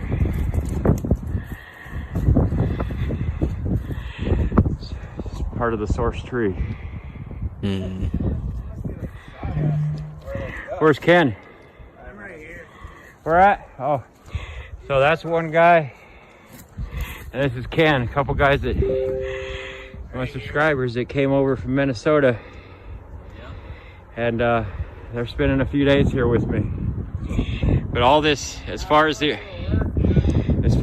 back as the eye can see, is the same thing that's here. All of it. All of it. And then you'll have massive pockets of sap. And then you have, this is part of the bark, this is wood. All the mica is wood. I'll do a video on that. Let me see here. Oh, I can't get to that. That's Deontay. But they traveled all the way from Minnesota here to see it. So what do you think of it, man? Crazy. It's crazy? Outstanding. Outstanding, yeah. There's the source tree. Really quick. Yeah, these guys are really cool guys, man. They are so glad they came. They are just floored. Okay, just want to show you. And when I do the video on the quartz, the quartz, the mica, and the gold, it's going to be my final chapter. It's going to be a long one, and it's going to blow your mind. You see this? It's incredible. Wood is like fibers. See here, all this. Everything I've shown in every one of my videos, the mountains, And it's not just here. It's worldwide. You see, this don't have the moss on it. All right, we're gonna end it there. I just wanted to show you that. Trees, man. Biblical trees. Biblical trees remains. Yep, definitely. Everybody is going crazy because a video leaked of Blackpink saying the N-word. And if you don't know who Blackpink is, it's a K-pop group, Korean pop. A group of Korean girls that do exactly what other K-pop artists do, recreate our music. Our music. Steal a culture, put it on their beats, sell it to their people. The same shit every other culture does in this world. We start it, they copy it, and they sell it back to us. And by now, I would have thought that we would have just woke up. It's not going to change. Now and again, people are mad because they found out that they were using the N-word. Blackpink. Look at the name, Blackpink. So y'all think y'all black. They think they can use the N-word. Now their black fans are upset because of them using the N-word. And their other fans are saying that black fans shouldn't be upset because they're using the N-word. And again, the reason they're doing this shit is because they feel like they can. Let me tell you why. When y'all see somebody that's not a part of the culture doing something similar to the shit that we do, you think it's cool. Oh shit, she invited to the cookout. She could do that like us. He's invited to the cookout. He could do that like us. And ain't nothing wrong with bringing them to the cookout. Y'all just bringing them to the cookout for the wrong reason. Oh, because she did that like that, she's black. Or because he did that like that, he's black. Y'all started this shit. And now that they're using the N-word, and they've been using the N-word, but now that you hear them using the N-word, and you like, yo, you shouldn't be using that word. And they like, well, why not? You invited us to the cookout. We're stealing your songs already. We're singing them. You like it. 1 + 1 = 2. Stop doing shit, and shit will not be done. Pay attention. So this is a police officer backed in at this warehouse on the other side of the fence from my apartment complex. What the fuck is he doing backed up at this time of night? Make that mistake and kill someone, do drugs, or anything that is not benefiting you in the process, remember, you gotta sleep at night. And once you sleep at night, you're gonna have to deal with that spiritual judge. I'm talking, you're gonna be hearing voices back to back. I'm talking, feeling like you damn near leaving your body. You're gonna really get overly spiritually attacked. Before you make that mistake and kill someone. McDonald's has contracts with 10,000 hospitals. Why? 10,000. Why? The Ronald McDonald House. That's crazy. I have so many. A lot of the fast food stuff lately. If y'all saw my video on the KFC's newest commercial where they're dipping that person down, they're coming up as a chicken tender. Have you looked up Soylent Green? SOYLENT Green. It is like a soy additive that you can add to like food, and apparently, from what I have read, it comes from like dead bodies, and they're putting that in our food. But I did just read that McDonald's has 10,000 contracts with hospitals. I've just been really disturbed this week by the fast food news that has come out. So y'all can catch me at like Longhorn. You can catch me at Logan's, Texas Roadhouse. Fast food, I think I might be done with it.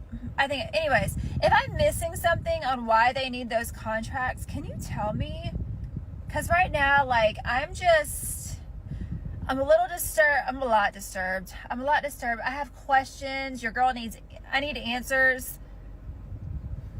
Somebody on here knows, and I know you know. Help a girl out.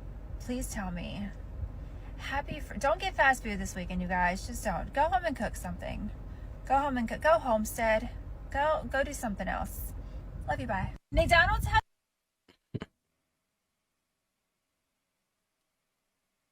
That fast food stuff ain't it, man.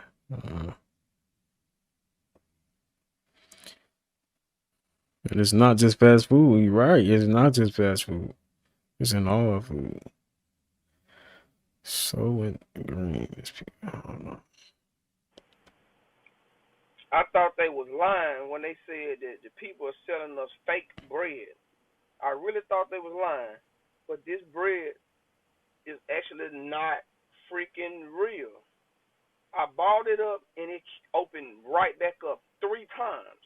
I'm gonna ball it up again for you all just so you can see that this is not real bread. Ball it up tight as I can. Watch it. Watch it. Watch it. It's gonna open itself right back up.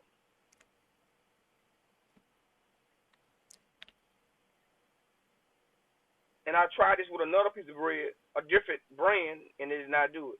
This bread opened right back up like it was nothing. This is sad. This is scary. Barely can see the creases where I folded it. This is scary. That is wild. I don't know how that happened. When I get anxious and overwhelmed and overstimulated, I get so mean, y'all. Like, and I'm not even doing it on purpose. Like, I'm not even doing it consciously. It's like when my nervous system is worked up, I just want everybody to leave me the fuck alone. And I disappear when that happens.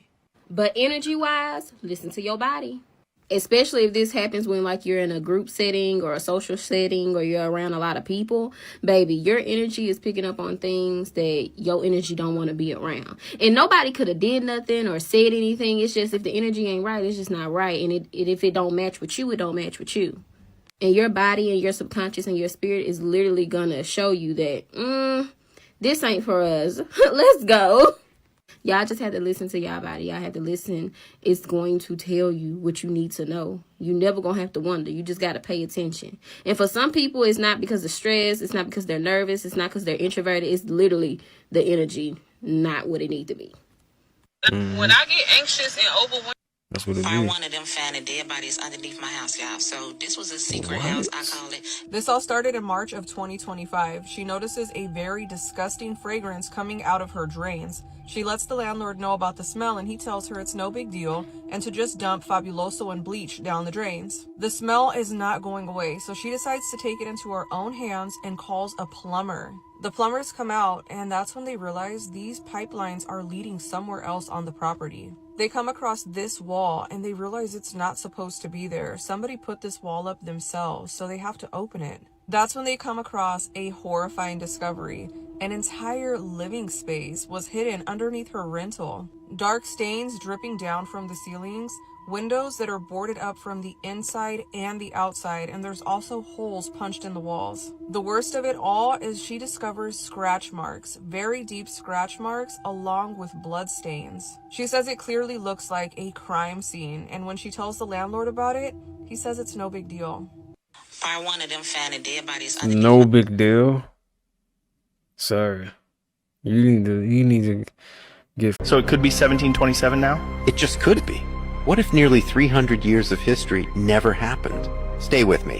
In 1991, a German historian named Hermann Illig proposed something that shakes the very foundation of time itself, the phantom time hypothesis. His claim? The years 614 to 911 AD were completely fabricated. They don't exist. They were inserted into history, and we've been living in a false timeline ever since. Now, who would do this? And why? Enter Holy Roman Emperor Otto III, Pope Sylvester II, and Byzantine Emperor Constantine VII. Three powerful figures who supposedly conspired to alter historical records and manipulate the calendar. Why? Because Otto III wanted to rule in the symbolic year 1000 AD, a number that carries power, prophecy, and legitimacy. But instead of waiting, they fast-forwarded history itself. Now, think about this. We have written records from this missing period, sure. But where are the artifacts, the architecture, the undeniable physical proof? You'd expect 297 years to leave more behind, yet it's eerily scarce.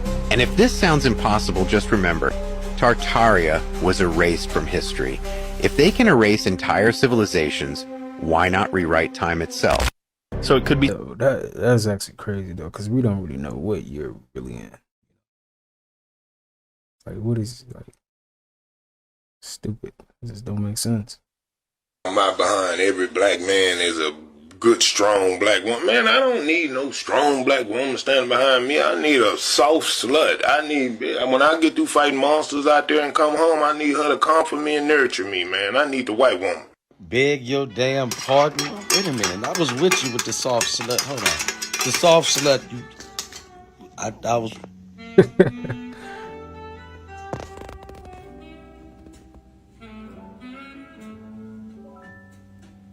Just slid the white woman in there. Talking about behind every black man. Slid the white woman in there. Yup. Hey, yo, man, y'all get ready, man. Y'all get ready. I'm walking down the street, minding my business, man. And I just saw somebody with that demon face syndrome. You know what that? Y'all know what that is, right? Go look up what that is right now. Come back to this video. So I'm walking down the street, man, minding my business. Turn to my right, man, and I see somebody with a blurry face. So I slow down a little bit so I can get a better look, because now I'm thinking it's my eyes playing tricks on me, bro. The lady get a little closer, man. And the whole time, it's her face that's blurry, bro. But through the blurriness, I can see the face, the demon face, like, type of shit, bro. It was crazy, bro. Bro, they walking amongst us now, bro. There's no time to play. They walking amongst us now, bro. They here, bro. They on this earth with us, walking with us, talking with us. I don't know if you guys have a certain level of awakening, bro, but shit, they here. Hey, yo, man, y'all. Yeah, they is here. Yeah, they've been here, and I feel like the veil is getting so thin. It's gonna get to the point we're gonna see it. We're gonna see everything, man. You know, we're gonna have to. You know, their system's crumbling rapidly. Cream soda starts with fresh water straight from Lake Michigan. Each small batch gets a key ingredient, orange flavor. You know, some oranges taste like orange flavor, and we wanted ours to taste more like orange, actually. So it's kind of got that real orange, bright orange flavor. Next up, weighing out the preservatives and citric acid, then blending them in. From the tank, the orange mix travels over to a series of pipes and pumps where it's carbonated and sweetened. Liquid sugar is pumped in from huge tanks next door. Our sugar is kind of the key ingredient in the process of making the soda. A lot of sodas use high fructose corn syrup, costs a little bit less, but we like the sugar because, first of all, the flavor, second of all, the creaminess you get from sugar. The final step in Goose Island's orange cream soda is bottling. And at nearly 220 bottles per minute, they can crank out the orange creaminess. Island's going to produce about 6 million bottles of soda. That's up 450% in just 3 years. So it's really growing for us. Cream soda starts with... I know goddamn well that them goddamn hot dogs and french fries ain't for me, because I'm a motherfucking man. I don't eat no goddamn hot dogs and french fries. Now, I want you to carry your ass in that kitchen and cook some neck bones, some rice, some black eyed peas, some butter beans, you understand? Some cornbread, you know what I mean? And I be in the den watching Gunsmoke and drinking my Hennessy and smoking my motherfucking... Butter beans. I ain't never had no butter beans. Butter beans. Okay, I lied. I did have some butter beans before. Hey, them butter beans do be good though. I had to look it up. I don't remember. You respect black women? I do. That's why I would rather see your natural hair.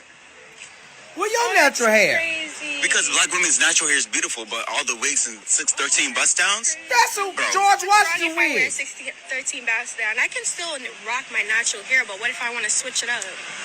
Yeah. What's wrong with that, though? So you can switch What up if I your- don't want to wear my natural hair every day? What if I don't feel like combing my natural hair every day? That's just laziness, man. Yo, get out of here. No, for real though, because You respect black women? I do. There's a whole world beneath us they don't want us to know about. Check this out, y'all. It's just a little pocket of space. And there's a whole world underneath there. This is extremely dangerous. Do not attempt this. But what he finds is insane. A whole other world, y'all. This is why I say flat Earth to me is not as possible as the hollow Earth theory. Because there is probably pockets of Earth that are just giant spaces that could house other civilizations. That's crazy, man. And this is a good example, y'all. A whole other world. As always, thank you. That is insane. For real. I feel like my life is in jeopardy. 2 people that were on Zeus Network are now deceased. Raina Dunlap was on her way to a Baddies audition and was found deceased inside of a abandoned building. Jay Hefner, 1 month after filming with Zeus Network, was mysteriously deceased as well. Why is Zeus Network not saying anything about Raina Dunlap or Jay Hefner? I'm not about to be the third person. Somebody's definitely been following me. Mysterious stuff has been happening. Somebody mysteriously drove their car through my living room. Look into all the contestants' names on the show. They all have Greek mythology. All names refer to Greek mythology. Zeus is demonic. These people want to harm me. I feel like my life is in danger, and I need your support. Hey. That's crazy. I ain't well. Rashad Jamal did say something about Zeus was supposed to be black. I don't know. That's interesting, though. Of course, we need food. It's essential for life. But what happens if we really start getting to know our food before we put it in our body? We start questioning and examining and having these cross-examinations with the food. Where are you from? Who made you? Who put you in the ground? Who are these people? Let's research the company. Did this company buy into the Bill and Melinda Gates Foundation? Did this company do this? Is they with big tech? Do they help, with this? Do they help in pandemic? Did they, once you really start saying it, now hold on. So I bet you if I start tracking the food, everybody want to follow the money. No, follow the food. I bet you if I follow the food, I will find the devil. And the more and more I follow the food, just like when the more and more people follow the money, the devil is always at the end of it. But guess what? You don't find the devil at the end of Locals Farmers Market. They'll tell you where the food come. Matter of fact, most of your Locals Farmers Market have apprenticeship programs where you can come and help them grow the food that you eat. You can literally go to your neighborhood local farmers market, and you can actually participate in helping them grow the very food that you gonna buy. And not only that, the food is much cheaper. Of course, we need food. It's essential for life. But what happens if... I'm 57 years old, first time I've ever been homeless. Yes, sir. It has opened up my eyes to how cruel the world can be. Yes, sir. If it was not for the African American community and the Latino community, I would have starved to death by now. Man, because I got you. White people are cruel and they're not kind. Black people have fed me, let me come in their home, gave me a shower, let me sleep on their couch, bought me underwear, socks, and clothes, and I'm so grateful to the African American community. God bless y'all. God bless you. Let's get it. I'm 57 years old. Okay, I don't know how the hell both of my kids had babies at the same time, but it's some bullshit going on around here. It's some bullshit going on around here. And Martinique, damn, show them that one. It's some real shit going on around here. Turn that shit off. This stolen dark web footage shows a girl opening a portal, but to where? Watch this. Something really strange going on here, and if something ends up happening to me, I just hope that this video can maybe explain it. Okay, so I have these 2 mirrors in my room. As you can see, they're pretty normal looking mirrors, but I was cleaning and I had them kind of set up like this, and I noticed something really weird. Just watch. See, when you look through the mirror into the other one, it becomes like a window. And there's this huge warehouse, grocery store, or something down there. But wait, it gets even crazier. Watch this.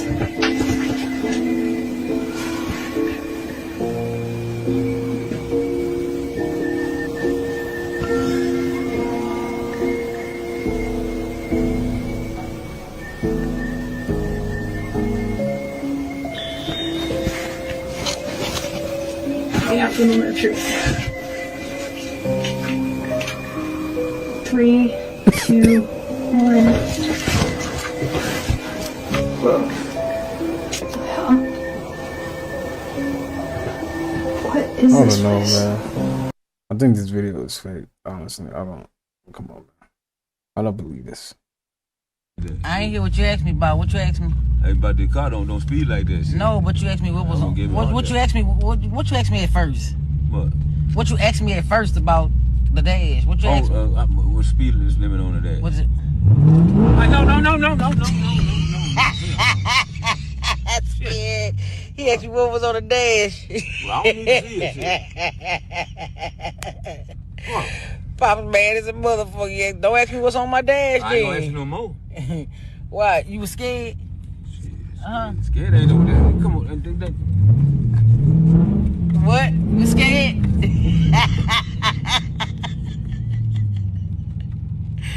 You was scared, Pop? Yeah, long. If I'm driving, I ain't scared of shit. You hear that muscle, huh, Pop? You hear that muscle, huh? Get my camera out of here. Do that with you. Right. Why she laugh like that, bro? Scary. I'm gripping everything. I need handles on both sides. I ain't hear what you asked. You might want to wash your hands after touching the ATM after watching this video. Let's look at what this goop sample looked like up under the microscope. As we can see now, it looks like a pile of trash. Ain't no way it's a worm nursery. Niggas, them sperm cells? Ain't no way they having a worm block party. Even fungus? Wash your hands before you eat. Wash your hands before you coming outside. Just imagine somebody eating a sandwich after going to the ATM without washing their hands. That's a good way to turn into Fry from the Futurama episode where he ate the gas station burger. All of the micro specimens having a block party inside of your intestines. Oh, a party over here. Oh, a party over there. You better wash your hand and get some hand sanitizer and put them in the air. But y'all let me know y'all thoughts on this video. Yo, that is so nasty. And you never know how much germs you got on your hands. You never know. That's why you wash your hands. Go wash your hands, man. That's when I noticed that Mama was unable to buy her son a toy, so he did this. I want to pay for his son. Okay. I think he's trying to get all the toys, but he can't. I think he's trying to get all the toys. I ain't pay for it. Go. I get the receipt. He's telling me to pay 220. Y'all mind if I pay for y'all? What? You mind if I pay for y'all? That's Castanet. What? You don't know who this is? Are you dead ass serious? No, what? What up, bro? What up, bro? Nice to meet you, broski. No. Nice to meet you. Is this like one of those Yeah. things really on the thing? This is Get it, my boy. Get it, my boy. Get it, my boy. What else you want? What else you want? Serious. I'm dead serious. You want all the stuff? Yeah. Get it. Honey, I want all those stuff up here. Get it. He said yes, I got a receipt. Oh, you got a receipt? Yeah. Get it. Yeah, What you want? Are you serious? You want one more stuff? Yeah. Come on. No, you want to get one more monster truck? You want One more monster truck? You know where it's at? Hey, Kai. You want to get in?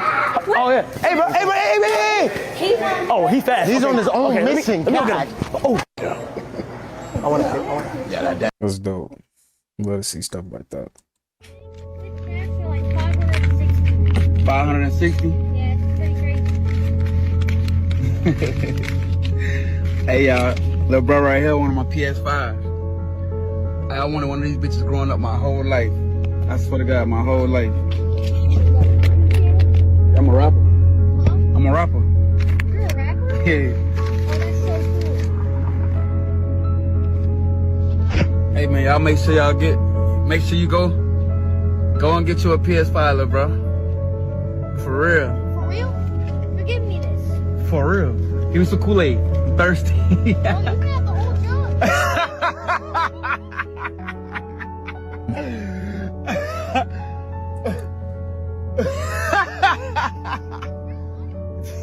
Yeah, kid, it's real moolah.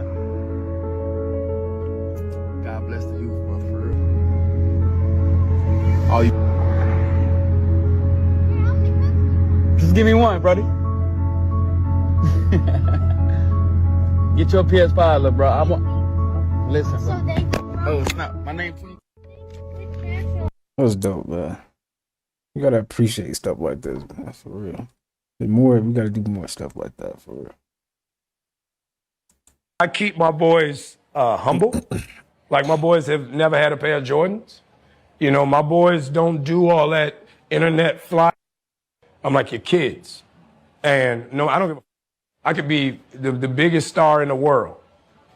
Do not let me catch you being stupid.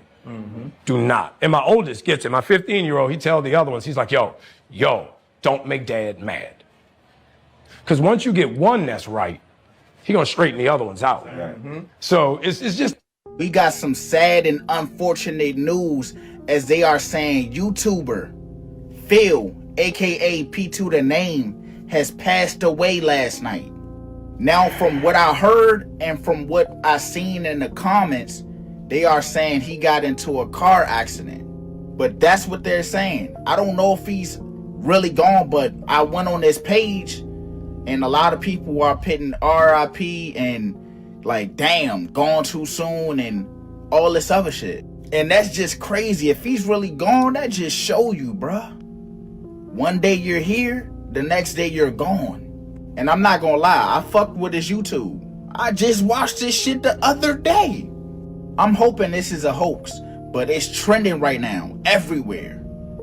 And if this true, if it was a car accident, I just want y'all to remember, you gotta be careful out in these streets, bruh. This man is only 26 years old.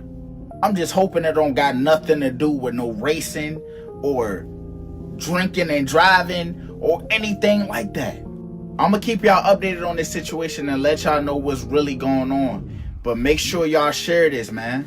We got some. Yo, I never thought like this would even be a thing, man. This is so random. Just to watch him growing up, man. That's crazy, man. See your favorite YouTuber just go like that, like. It's life, man. Life. Hey. Life is fragile, man. Whatever day the universe sees fit. Hey, that's it. You know. This is why you gotta live your life in abundance, man. You know. Appreciate every moment of life. You know. RP. Do you realize what Supercell is? That's not a series. That's not a series. You know what that is? That's an observation. That is an experiment. See, look, my mom used to always tell me this. She said, the message is in the movie, get the picture.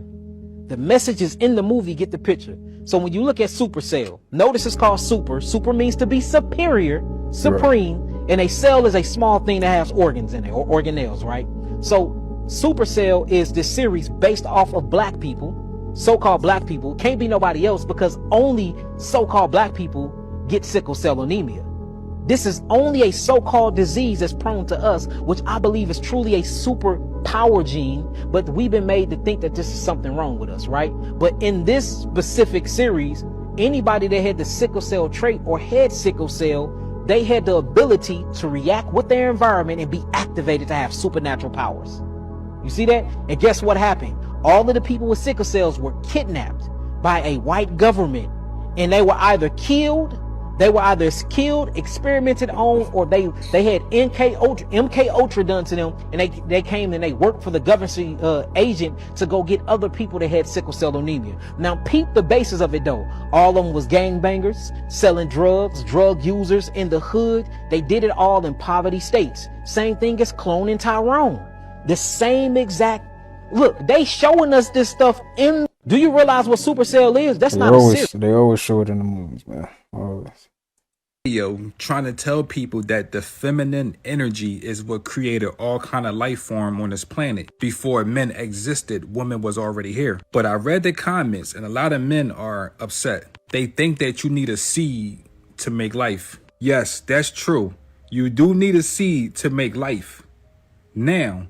But back in ancient days, we ain't manifest like that. We were never supposed to have physical sex. It was all mental. If you and another person was vibrating at the same frequency, your thoughts can make a baby. You need to understand why men were created. I am not saying that women are better than men and men are better than women. I'm trying to say we all have an order and we need to stick to it. There was nothing but goddess and feminine energy on this planet.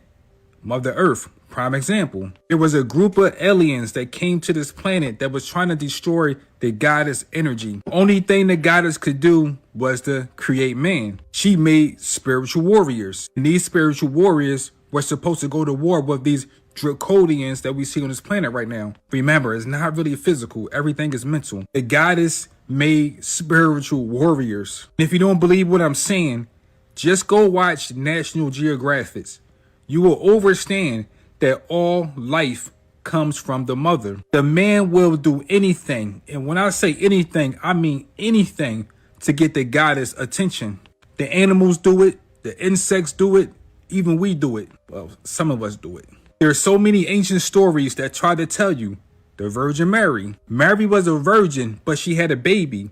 That was a spiritual message, letting you know that this shit was really possible in ancient days. So you mean to tell me nobody questioned how Mary had a baby by the Holy Ghost, the Holy Spirit? The aliens that took over this planet, they came here and gave us a clock or something called time. So now we are dealing with Mother Earth and Father Time. Father Time is jealous of the mother, so it put the heart in prison. That's why a heart is inside of a rib cage. I spoke about this so many times. Some people say, what about the Trinity? Mother, Father, Child.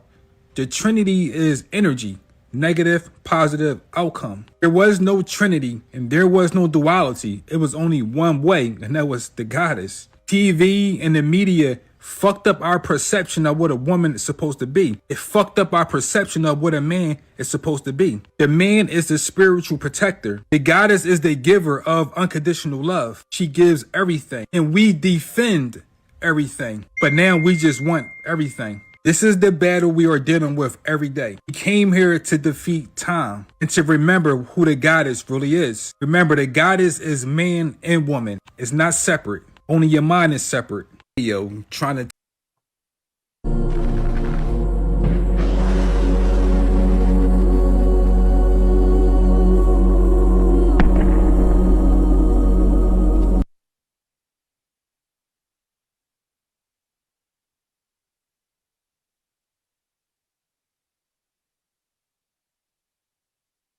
That's crazy. I know that can't be real, right? That's insane.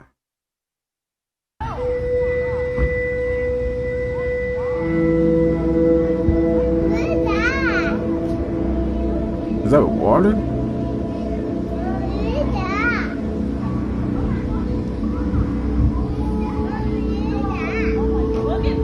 All them clouds.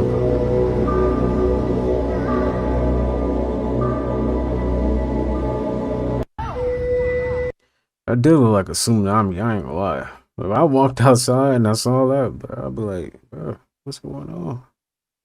It looked like some water about to, you know? That's crazy. Space out. You're in this cave. Take it this place first.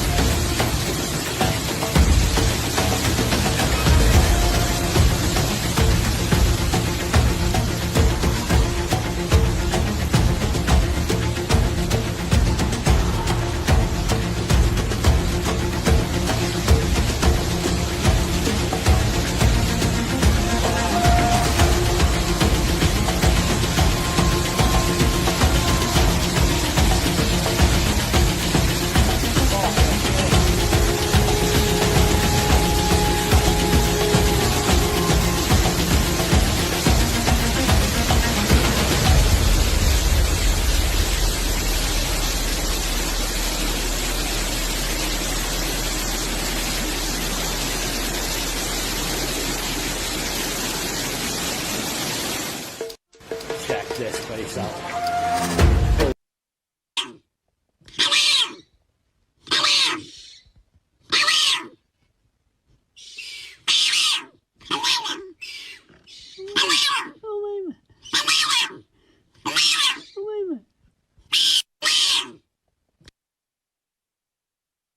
That looks like something from Star Wars, don't it? What is that, man? Yo, that is creepy. Weird. Like, what is going on? Y'all about to go down a little rabbit hole. This is like 6 minutes long. Type music if you about to watch this with me. It says, who runs the music industry? Songs on the radio. Who wrote the majority of the music? Did you know that the majority of the songs in the pop realm were made in the last 20, 30 years even, were made by one man? That's crazy. Use one man to do their lyrics and to do their music. So they was a ghostwriter. Yeah, so a ghostwriter. They go to this guy and say, "Hey, I don't have a song, but I can sing really well. Can you help me?" And he's like, "Yeah, write this or sing this and do this, and you'll be amazed." In fact, we're gonna find out even though he's not well known, he has the majority of the top #1 hits. You have entertainers and you have artists. Yeah. The artists are the ones who are actually creating the Yo, that's crazy though. Like the ghostwriters should be getting some credit too now. Give them ghostwriters some credit, man. Shoot. music. The entertainers sing it. They're the face, the personality. Right. Yeah. Just because you can write the music, I guess you wouldn't be a good front. I don't know. Do ghostwriters get paid to be like? They gotta be paying them. Ain't no way. All right. Let me know. Cause if it's me, man, hey, you gotta give me a cut of that. Yeah. Shoot. I came up with that. Man, he's like in the credits on the very bottom of of the song. Throughout this time that he's been doing this, he's had songs on the radio that are in the top 10, sometimes 5 of them at a time. In the top 10. But with him writing for all these different people, that's 5 different styles, 5 different personalities, 5 different genres, maybe. Shoot, in a minute, they ain't even gonna need that no more. They're gonna just be using AI. Anybody gonna be able to make some music if they know how to sing and use AI. Best known to work with Katy Perry, Britney Spears, Kelly Clarkson, Pinks, Taylor Swift, Ariana Grande, Maroon 5, Coldplay, Avril Lavigne, Usher, Lady Gaga, Kesha, Celine Dion, Christina Aguilera, Simple Plan, Jennifer Lopez, Demi Lovato, Justin Timberlake, Adele, Bon Jovi. He is not the top artist that has written something. Only 2 people that are above him. So it's Paul McCartney and John Lennon. You know a little bit about the Beatles, right? Now their music, in fact, on their albums, they do a lot of occult. That's right. They had Aleister Crowley in one of their album covers, the Sgt. Pepper's Band. The one below him is also a well-known singer, is Mariah Carey. She writes a lot of her own music. But this guy writes the music for everybody else. Isn't that strange? This kind of shows you, this next clip kind of shows you just how much he is involved. Max, you truly are the heart and soul of the Backstreet Boys. Tonight we heard a song called As Long As You Love Me. It has one of Max's favorites. Wrote the song, produced it. He's like, hey, go sing this, go sing this, go sing this. Okay. And so we did. He tells all these artists how to sing. You know how much control this guy has? Him and Taylor Swift work very close together. He wouldn't allow her to write her own songs. If this guy is literally getting ideas from a spiritual source, and he's like, no, we're going to go with my idea. Like, you can't be in control of your own idea here. That's crazy. Yeah. I wanted to know exactly what does he believe? Where is he going with all this? This is what he said. Key to producing a punchier sound was to wrap it in a greater spiritual understanding. Sometimes a song becomes more than just a song.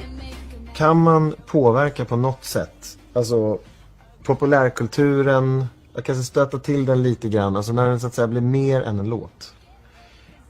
Är alltid, det är liksom det är den största grejen. I went further into this and I thought, you know what, I need to find out how he makes this music. Because if Santana says that he's making it through a fax machine, basically a human fax machine, coming and talking with the angels, I can't believe he called them angels. I think that blows my mind. But let's see what this guy says, because I think he's a little more subtle in how he approaches it. This is what he said. Can you tell us about making this song? I was going to bed and this melody of the chorus sort of started, coming in, but I was really tired. And I was lying there trying to motivate myself to get out of bed and record this thing because I had a feeling it was good. And I recorded it, and then I say like, hey, baby, hit me, baby, one more time. And I was like, and then I hear myself say, yeah, it's pretty good. This record, Baby One More Time by the great Britney Spears, was actually #1 in every single country on the planet it was released. So not only is he receiving the lyrics, but he's also providing the melody, the whole kit and caboodle. I mean, everything from, hey, an artist would often say, the thing I learned the most by working with this guy is it's how I'm pronouncing the words and how I'm putting the words in the different syllables in the certain places. And so he's not only saying, hey, I want you to sing it this tone, I want you to sing it with these lyrics, but he's also saying, this is how I want you to say it. So for what I think is happening here, he hears it in his head. Okay, do you know what Baby Hit Me One More Time says backwards?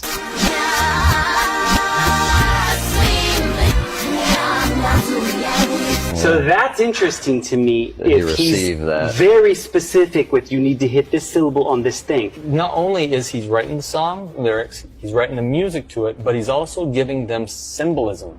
Because the people that he works with, and we're going to see this just in a second, have these symbolisms as a part of their religion.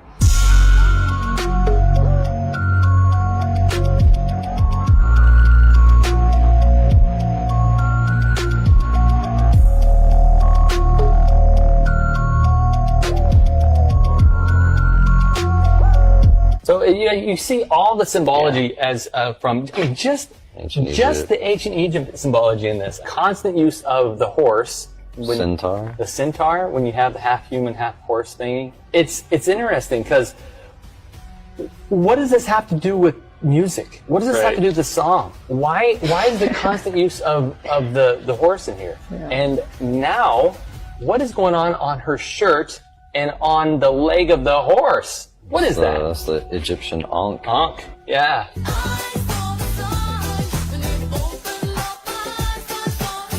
This is the Matrix. Songs on the radio. Who wrote? I got a problem with this video. Y'all check this out.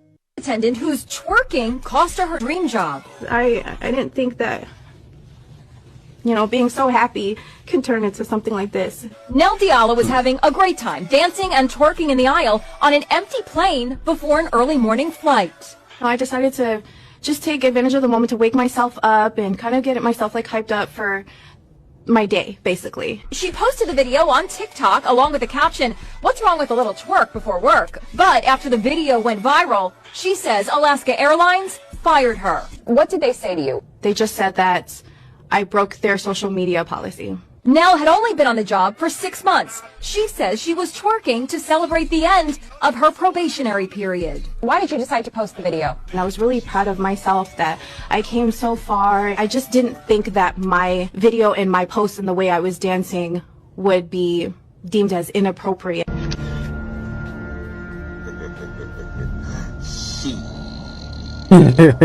Got your ass. Now this is why I have an issue with this video. Because bro, how does she not think this is bad? Like, come on, man. Nah, I have crazy. the same question that the lady interviewing her had. Why did you decide to post the video? Why did you post it? You could have sent that to family members. You could have sent it to your friends. You could have sent it to your boyfriend, your husband, whoever. Why did you have to post it online? You said you were dancing because you were happy that you finally made it past this probation period. Okay, cool. Why did you have to show the world that? Why? Well, I'm gonna tell you why. Because you wanted the attention. Stop acting like it wasn't about that. You said everything but what it really was for. It was for the attention. You wanted the likes. You wanted the hearts. You wanted the eyes in your comments. Stop acting like that wasn't it. Nobody cares if you're celebrating and happy about life. No one cares about that. When you went on that plane and did it when you were at work, then you brought the company into that. Sure, the company could have let it slide and say, hey, it wasn't a big deal. But they don't play that. I can see if you were there for 5, 10, 20 years, you just got off probation on Tuesday and you pulled this stunt. And I'm pretty sure she has some coworkers she could have ran that by, but she didn't do that because she wanted to do what she wanted to do. Look, Look, I hate to see people lose their job, but I'm not going to sit there and let this woman play victim like she didn't do anything wrong. You did do something wrong. You were twerking at work. I don't have a problem with you twerking at work. If you're happy, knock yourself out. Once you posted online, and the key word was you, somebody else didn't post it, you posted it. So once you posted online, you caused all of this other stuff to happen. So stop sitting here trying to play victim. See, in a lot of these situations, people don't like consequences. See, this woman wanted to go viral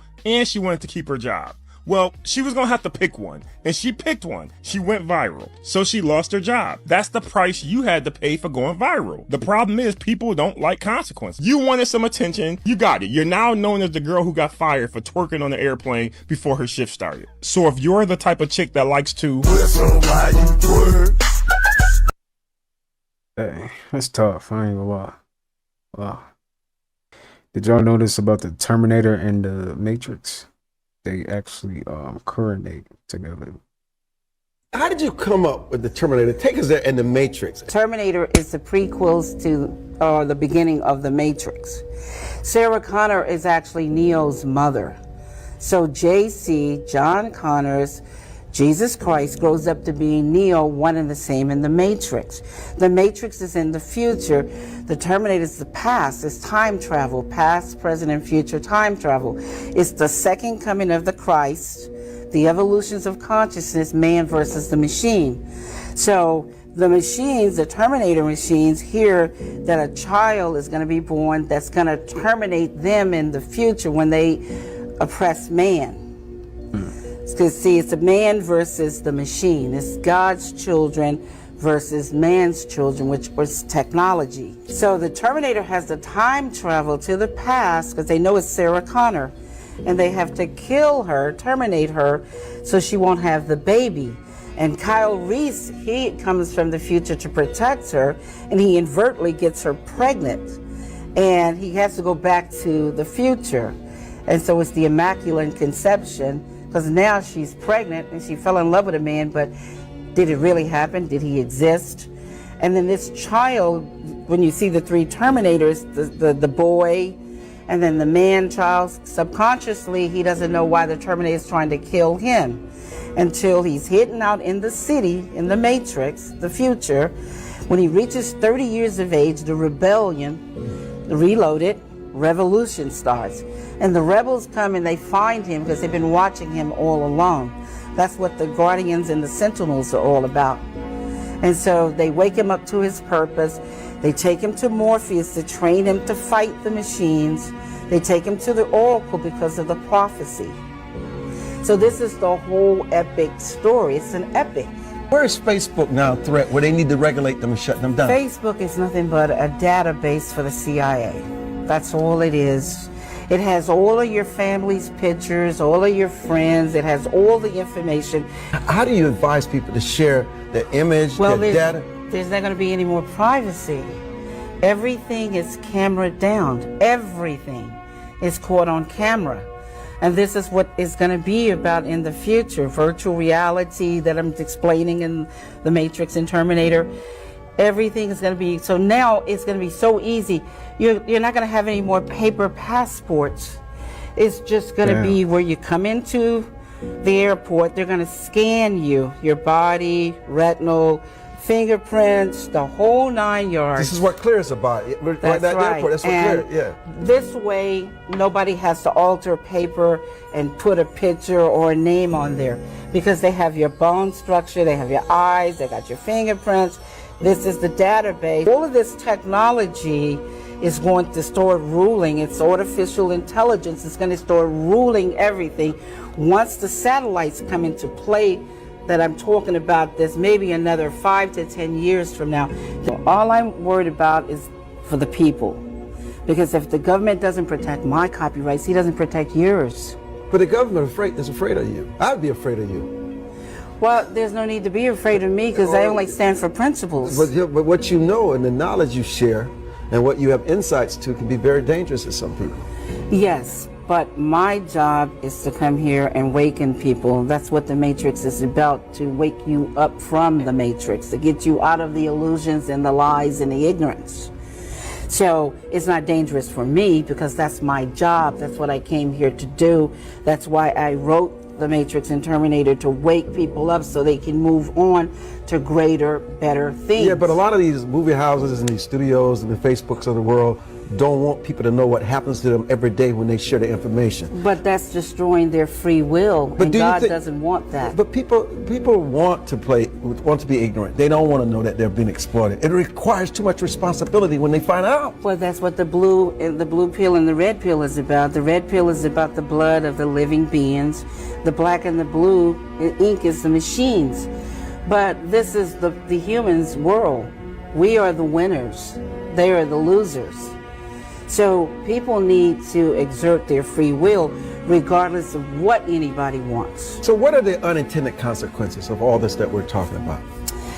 Their people's consciousness will shift and they will go on to create and do better things. They won't be in bondage. And this is the whole purpose of the Matrix and Terminator. People have to wake up and shift their consciousness so they can create, so they can build. Because you can't stay in the past. Everything must change. We mentioned when you were coming on your lawsuits and the battles you've had to fight, and you've just won in Utah. Yes. But it's always a battle for you. Well, the reason why it's always a battle for me is because the government refuses to protect my copyrights. You know, I own the copyrights to all the derivative movies, both franchises I own. It was adjudicated in Utah September the 25th, 2014.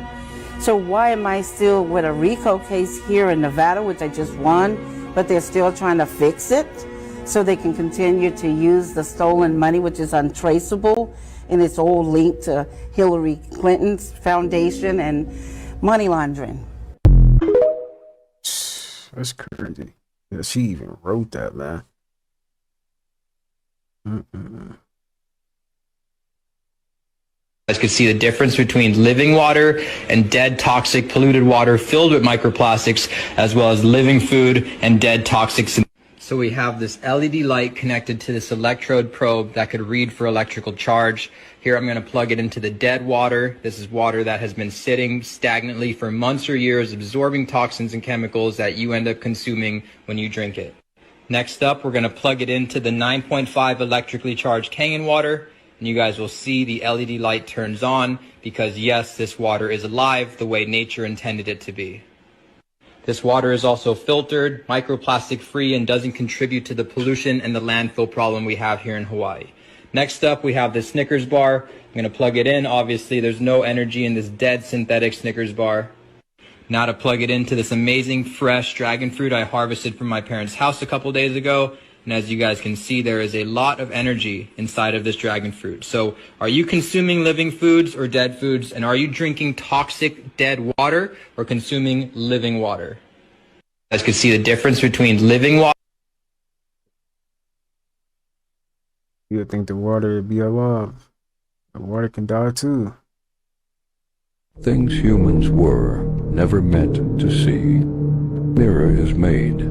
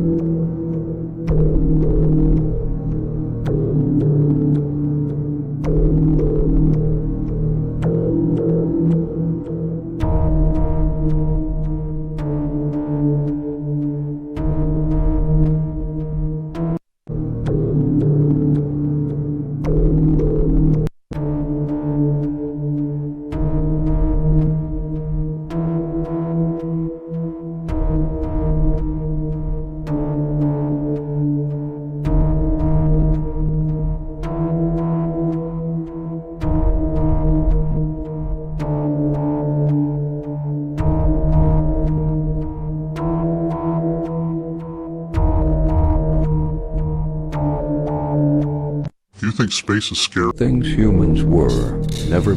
Oh, that is crazy.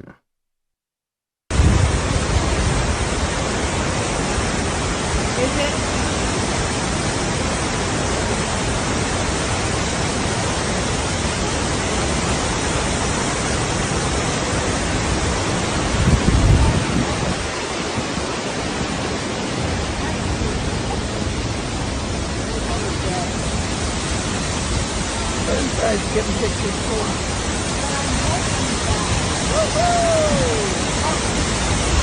Sway to the pagans, fine. That is beautiful. That is beautiful. Well, I know everybody know about the Dave Chappelle show, which first aired in 2003, right?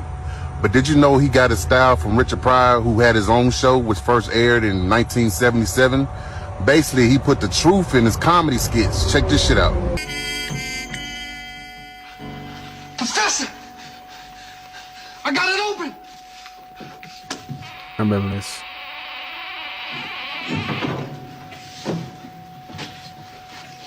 Good heavens, man!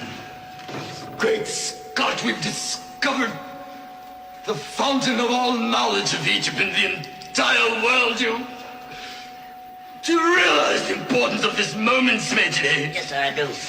Do you see the brilliance, the untold years? I see it, sir. Oh, hey, this is medicine. Thank you so much. Thank you, sir. You slave. Look! What is this? See. Says, cannot. This is the elixir of life, sir. The elixir of life? The cure for all diseases. Wait, let's see here. Wait, give it to the me. inscription on the bottom. Give it to me. Give it. Open at other end. Lumix.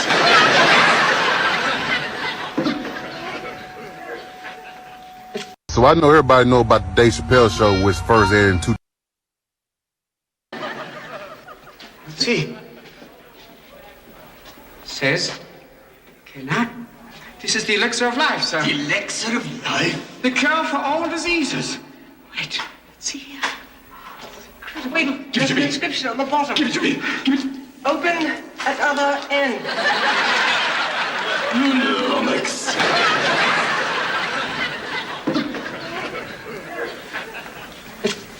This can't be, man. What? You know what this is? What is it, Buddha? It's the book of life. Book of life? In the beginning, when man arrived on Earth, the black gods did leave their spacecraft, and they walked, and they named the beasts of the sea and the animals of the land. Heavens. And man in his blackness did walk the earth, making medicine. Medicine? They discovered time. These were all black people got down. Wait a minute. There ain't nothing in here about whitey. This is ours, Jack.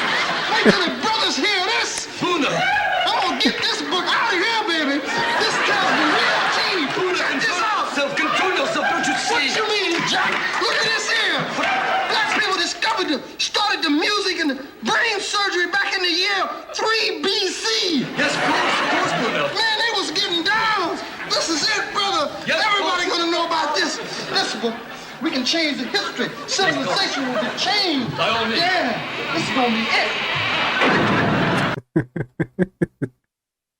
it. Yo, that's so funny too, because he reading like symbols. That is funny, man. Dang.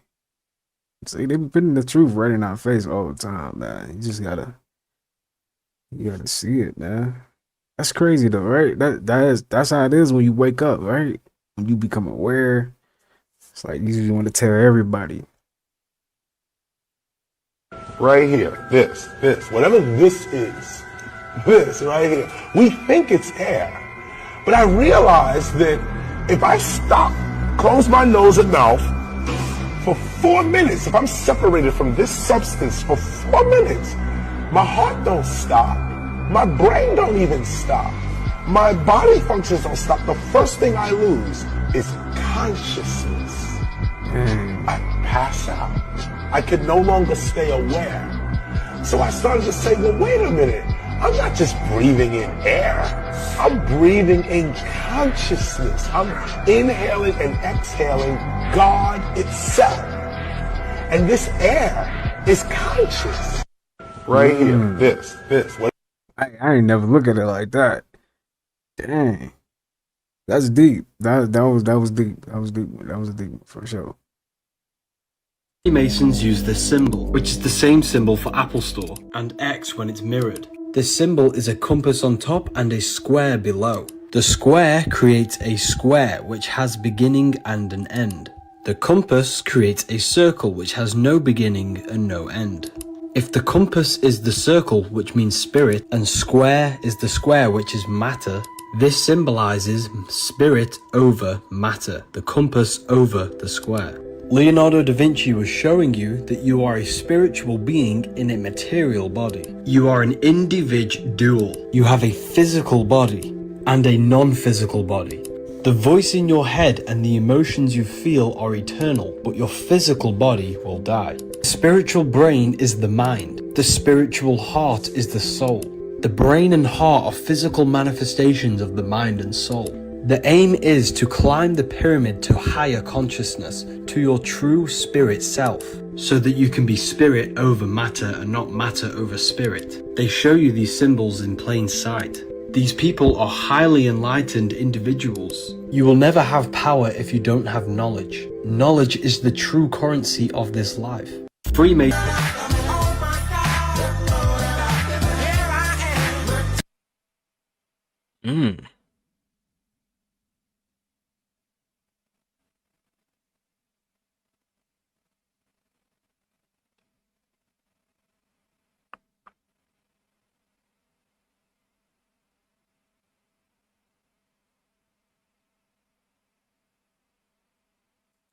Y'all wanna watch that? I kinda wanna watch that real quick. Yeah, he said full video on YouTube. I just found it. If you about to watch this with me, type a bandit. Yeah, type a bandit. A bandit. Retro, or just put 90s. Put the 90s. 90s. Yeah, put the 90s if you about to watch it. Let's see this.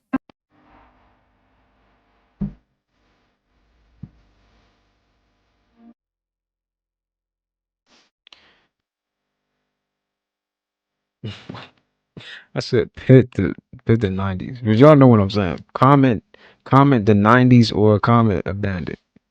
Abandoned mansions. This is muted for right now. But I don't want to get copyright. What is up, everyone? It is Big Banks. We're back again for another video, and today we are exploring this abandoned mansion. This mansion was owned by an Indian family, pretty large Indian family. They're very wealthy. They pretty much just moved away, got a bigger house, and left this one behind. We're gonna get right into this video. Right now I'm standing in the kitchen. This is such a random find. Shout out to my guy KT Explores, right? How do they be finding this? And like, do they look at the mail that they was receiving? Like, what? How do you know that this is by an Indian family? How do you know this, y'all? Somebody put me on, cause how you know this? Did he, like, can you find how people who used to live there? It's gotta be something, cause how do you just know that? Right here, and adventuring with Trevor. KT found this place. Oh, yeah, man. And yeah, we're gonna explore it. It's already pretty sick. We're gonna get right into the video, and let's go. Start you guys in this room. This is the entertainment room of the house. We have a bar in here, an entertainment system, a fireplace. Some things left behind. So we're gonna check out what's in this room first, and we're gonna go throughout the house. Now you gotta wait until you see the master bedroom. It is crazy. Like, I don't even know how to describe it. So you guys gotta wait to see that, and let's just get right into this. And let me show you this room real quick. So, that's nice, man. Look at nice that. Got like fireplace. A balcony out there. Stuff has kind of been tossed around. Maybe a squatter has been in here before, but we're not too sure. Don't really know what's in these boxes. There's nothing in that one. But I mean, look at this. There is a bar here.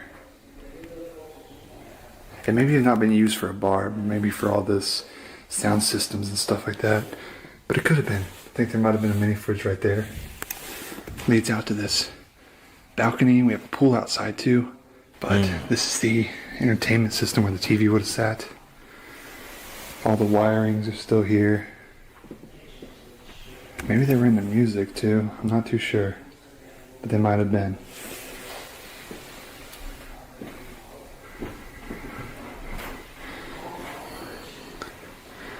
But this is a pretty cool house, honestly.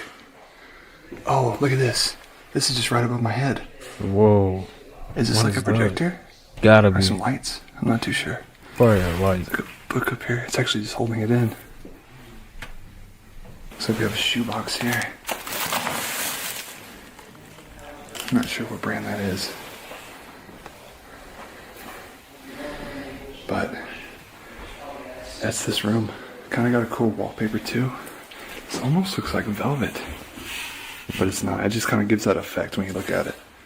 What is this? It looks like this is a wine cellar. What do you think? I don't know. I can't tell. Oh, definitely. That's definitely a wine rack. Yeah. Wine rack. See, do these? Keep it insulated in there. Yeah. Look, these doors are still in pretty good shape. Nothing smashed, really. Nothing. Yeah, so this is the kitchen, guys. Stripped. Kitchen. The kitchen has been mostly stripped, yes. Not much here. Looks like there's even a desk in the kitchen.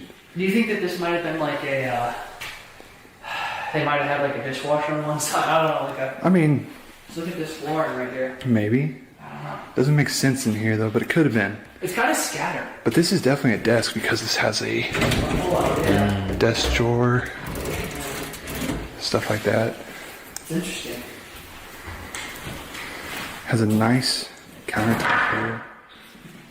It's a different type of sink. You can tell maybe the sink or something like that was sitting right here, maybe an oven.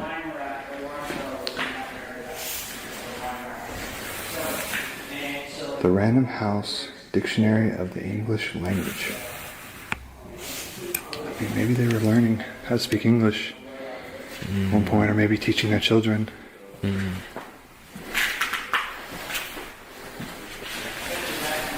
What is this? An oven? Heavy duty charcoal. This is like a smoker, I think. Oh, smoker. Something like that. Why would it be inside if it was a smoker? And here's your oven. System. It's a double oven. So That's maybe a that good was oven. Here somewhere. Like I said, that side's kind of stripped. Now that look like a good oven right there. I'm not gonna lie. A lot of this stuff left behind in here. Some mirrors everywhere.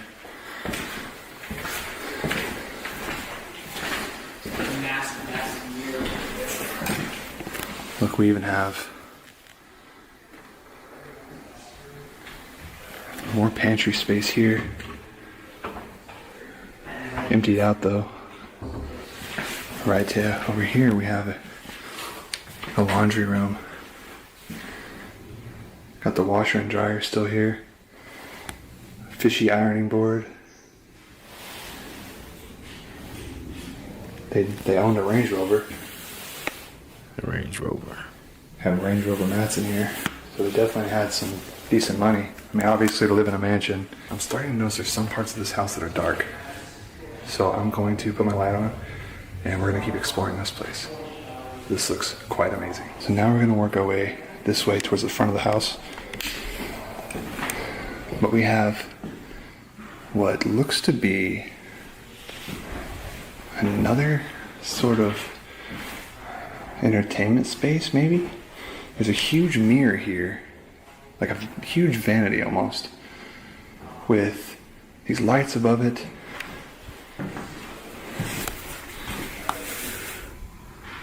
Mute. I don't know what this is. Obviously it has speakers in here.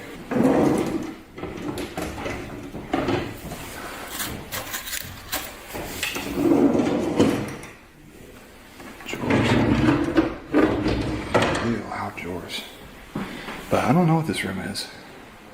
What do you guys think? See what kind of flooring this has. With this gray flooring.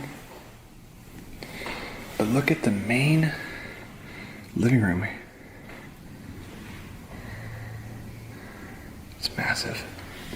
There's these speakers in the ceilings. This is a nice, we have a really nice fireplace here. House. Some space over here. Maybe this was some kind of, I don't know, there's a sink here. It's kind of strange. Extra stout. There's a mini fridge right there too.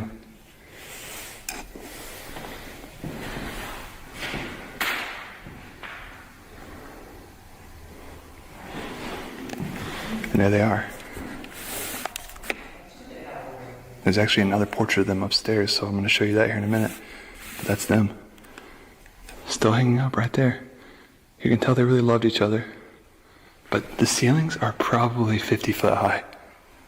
These are very high ceilings. I could be exaggerating that a lot, but point is, there's a ton of space in here. A ton. We still have a lot more to see, but I want to get you another view of this main living room here. Look at how much space there is.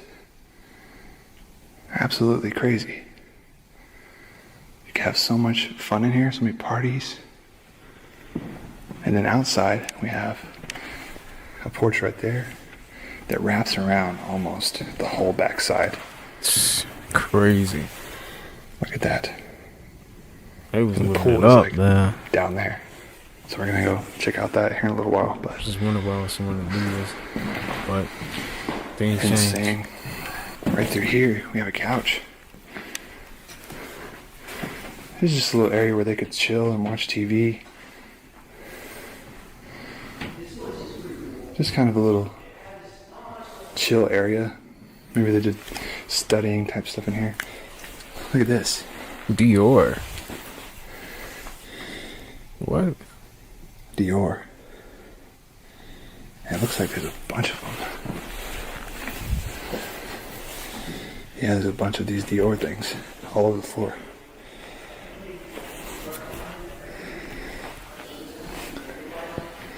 Left some stuff left behind. Alright, we're getting into the master bedroom right here. That's a different type of bed. Look at this. What is up with this bed?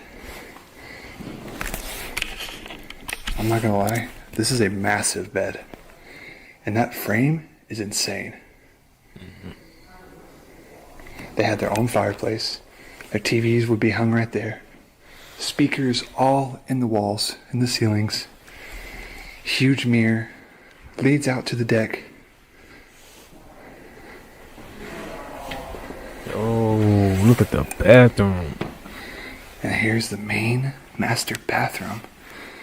What on earth? We even have a freaking spiral staircase that goes down. That's nuts. But there's this weird carpet here. Very strange. Over this nice flooring, this nice granite flooring. And look at this. It covers the walls and probably even into the shower. Yeah.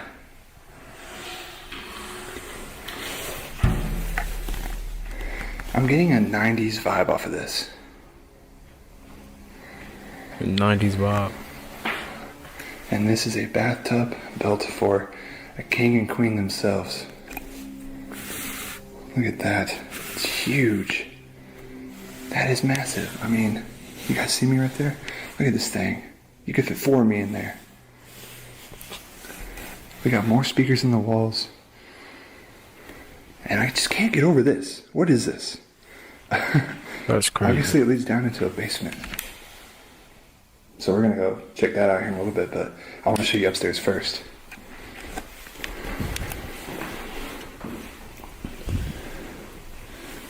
A little bit of a storage space right there.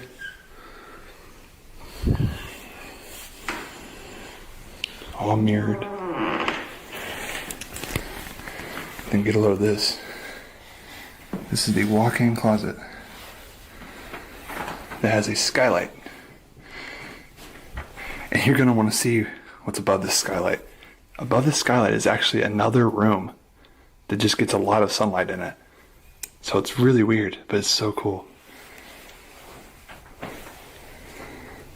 Pretty nice size closet here. What a very unique bathroom. It's cool. Cool. We even have another little storage space over here.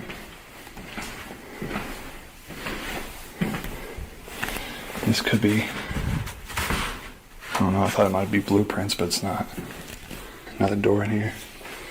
Leads to a toilet. And a bidet. Got 2 toilets. That's nice. I just kind of noticed in the master, there's a TV still here, but it's a little bit of an older one. Plasma vision. Alright, so before we go down to the basement, let's check upstairs real quick. I want to show you guys what's up there. But before we head up there, we have another nice bathroom in here. Just a half bath, but a very, very nice one. Fancy toilets, mirrored everywhere. Yo, a mirrored bathroom though? You gotta look at yourself while you taking a number 2. I don't know about that one. And we're gonna go upstairs now. It doesn't have like a crazy master staircase, but... What's up, man? What's up, dude? Not much up here, but it's still pretty cool. I mean, it's got a unique sort of like 90s look. 90s? Yeah. Sweet. There's a couple of cool things though. So up here, more skylights. What's up? Hey, I'm boxing. Ooh. And those biohazard things. Oh shoot. Oh. They are dry guys. First off. Here's them again. By the beach. So we're coming into our first bedroom here.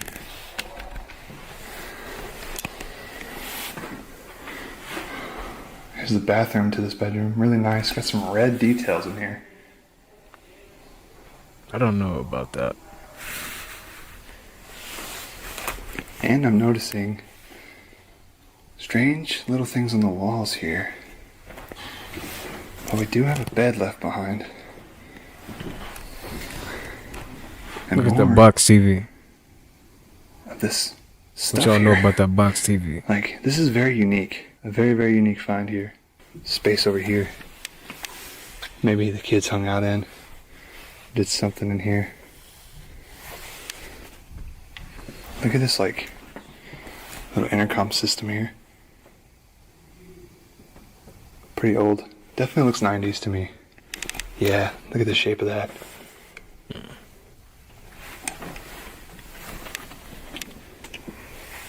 Another one of these little rooms, just filled with insulation. So we have another bedroom that we're going to walk into here. And this one's quite large. Nothing really left in here, but more of this red accents. I don't know about in the that bathroom. red. That red was kind of like... There is some cards that are left behind, some drawings, a TV, the Sony VCR. Box TV. Nothing left in there. But this is definitely a very 90s house. Look at these door handles too. They're like these silver, different, you know, just different. It's a nice house though. What do you guys think of this house so far? Let me know down in the comments. Also, if you haven't hit that subscribe button, go ahead and do that now if you're this far invested into the video. And yeah, let's continue exploring this, guys. I have a lot to show you downstairs. They just told me what was down there. It's quite crazy. So let's continue to walk through and see what's left in this beautiful mansion. So I walk down here, there's another closet space. All just wood paneling in there. Look, a sauna. Which leads to Sauna. another bedroom. Whatever you call it. Right here, quite large one too, all blue in here. This is really cool setup. Must have been maybe a thing right here, like maybe a nightstand, or maybe even a bed went there. I'm not too sure. Then maybe the entertainment system was right there. Nice. This is really cool. This very nice lit up bathroom because it has the sun coming in directly. Very clean, blue, fits the vibe. Love it. Like I told you before, there's a strange room in here. And you can tell this was a little girl's room. We got Hello Kitty stuff written all right there. Which leads into a nice large closet. And this leads into this room that is full with these magazines on the walls. And you can tell it was a girl. There's Leonardo DiCaprio, this guy from Friends, I think. A lot of Leo in here. And that's that sunlight that was coming into the master closet downstairs. Even a Jessica Simpson thing in there in a frame. So this is definitely a little girl's hangout spot right here. I never had a cool hangout spot like that, but I always find it really cool to find them in these abandoned houses. So I think that's all of upstairs. So let's go down to the basement now. You guys are gonna get a kick out of this. This is pretty amazing. These people had so much money. It's crazy. They did. They definitely have some money. Like this. They're gonna tear it down for a new one. And it's just sad. Any of you people in the 90s that love 90s style homes, this will be right for you. This is my style home, honestly. You can say I don't have taste or whatever. I love it. With that being said, let's go downstairs now. No, this is and let's nice. see what we have waiting for us. So many mirrors. Like this bathroom. So many mirrors, dude. It's probably the best bathroom. I'm not gonna lie. I'm not a bathroom with the red. I don't know. That was throwing me off. That was, yeah. This is nice. This whole house. It's so hard to take a photo without being in it. So now we're gonna head down here, down this spiral staircase. What's this, a bunker? To this basement. So let's go. Oh, it's a basement. Oh my lord.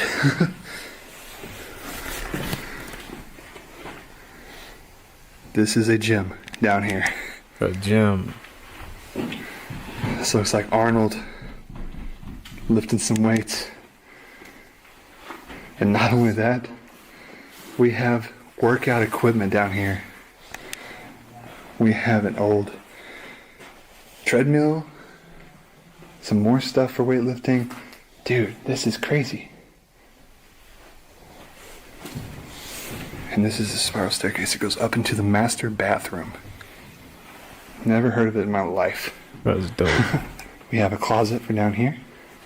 They must have like a lot of wood panel. They must have designed this house how they wanted it, because that is crazy how they got that. This house is $3 million. So definitely the men spent their time down here a lot. Obviously got the mirrors you gotta see when you're getting pumped, getting jacked. To my right here, we have a big suitcase, big duffel bag. And this is like the boiler room. All this stuff in here. Water heaters. Things like that, air conditioning system. Going through this way, we have another closet. More closet. Some mold is starting to build up down here.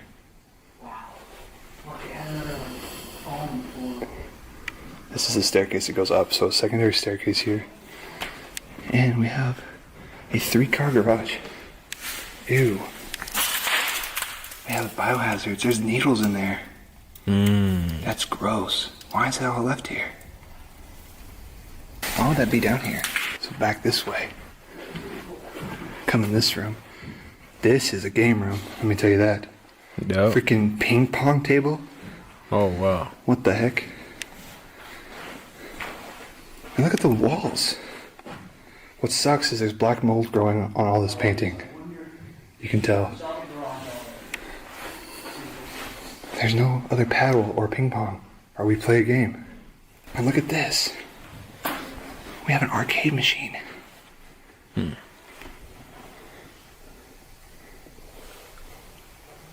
Wow. Never heard of this one. Exidy? Exidy. Somebody used to play on this. Which one of y'all used to play on this, huh? I've never heard of it. We got boxes over here though. But it's just packing peanuts. So yeah, this is like the game room. Awesome. Right here, we have a... I don't know, maybe some just storage room. Nice little chest here. Some vases and stuff like that in there. A lot of that flooring that's upstairs is down here. It smells like rats in here. Looks like they were painters too. Oh, look at that. Okay. The Sphinx, that's awesome. That is so awesome. Very, very talented painter. And a lot of old, like... 1993. What is this, another fridge? Yeah, there's a fridge down here. What the heck? So many surprises in this house. And again, there's this thing, 90s telephone, which then has a bathroom here.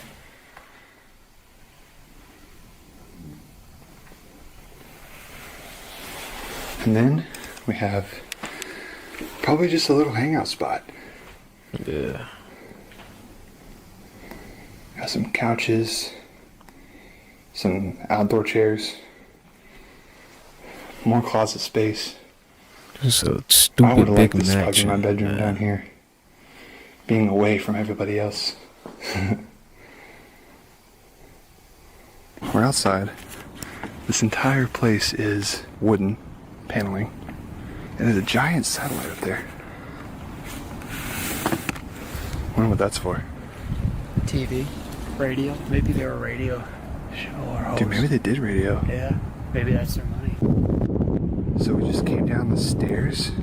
Sorry if it's a little windy. Came down the stairs. There's this here. What the freak? There's a pool and a pool house. We're gonna go check that out. Yo.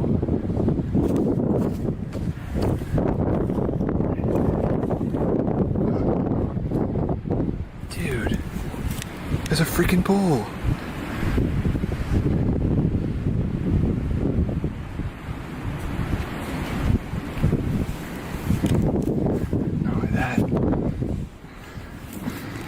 There's an entire pool house with a grill What a and a bar. What the heck? Yo. Sorry if it's windy, guys. I don't have my mic on. Well, that's the end of today's video, guys.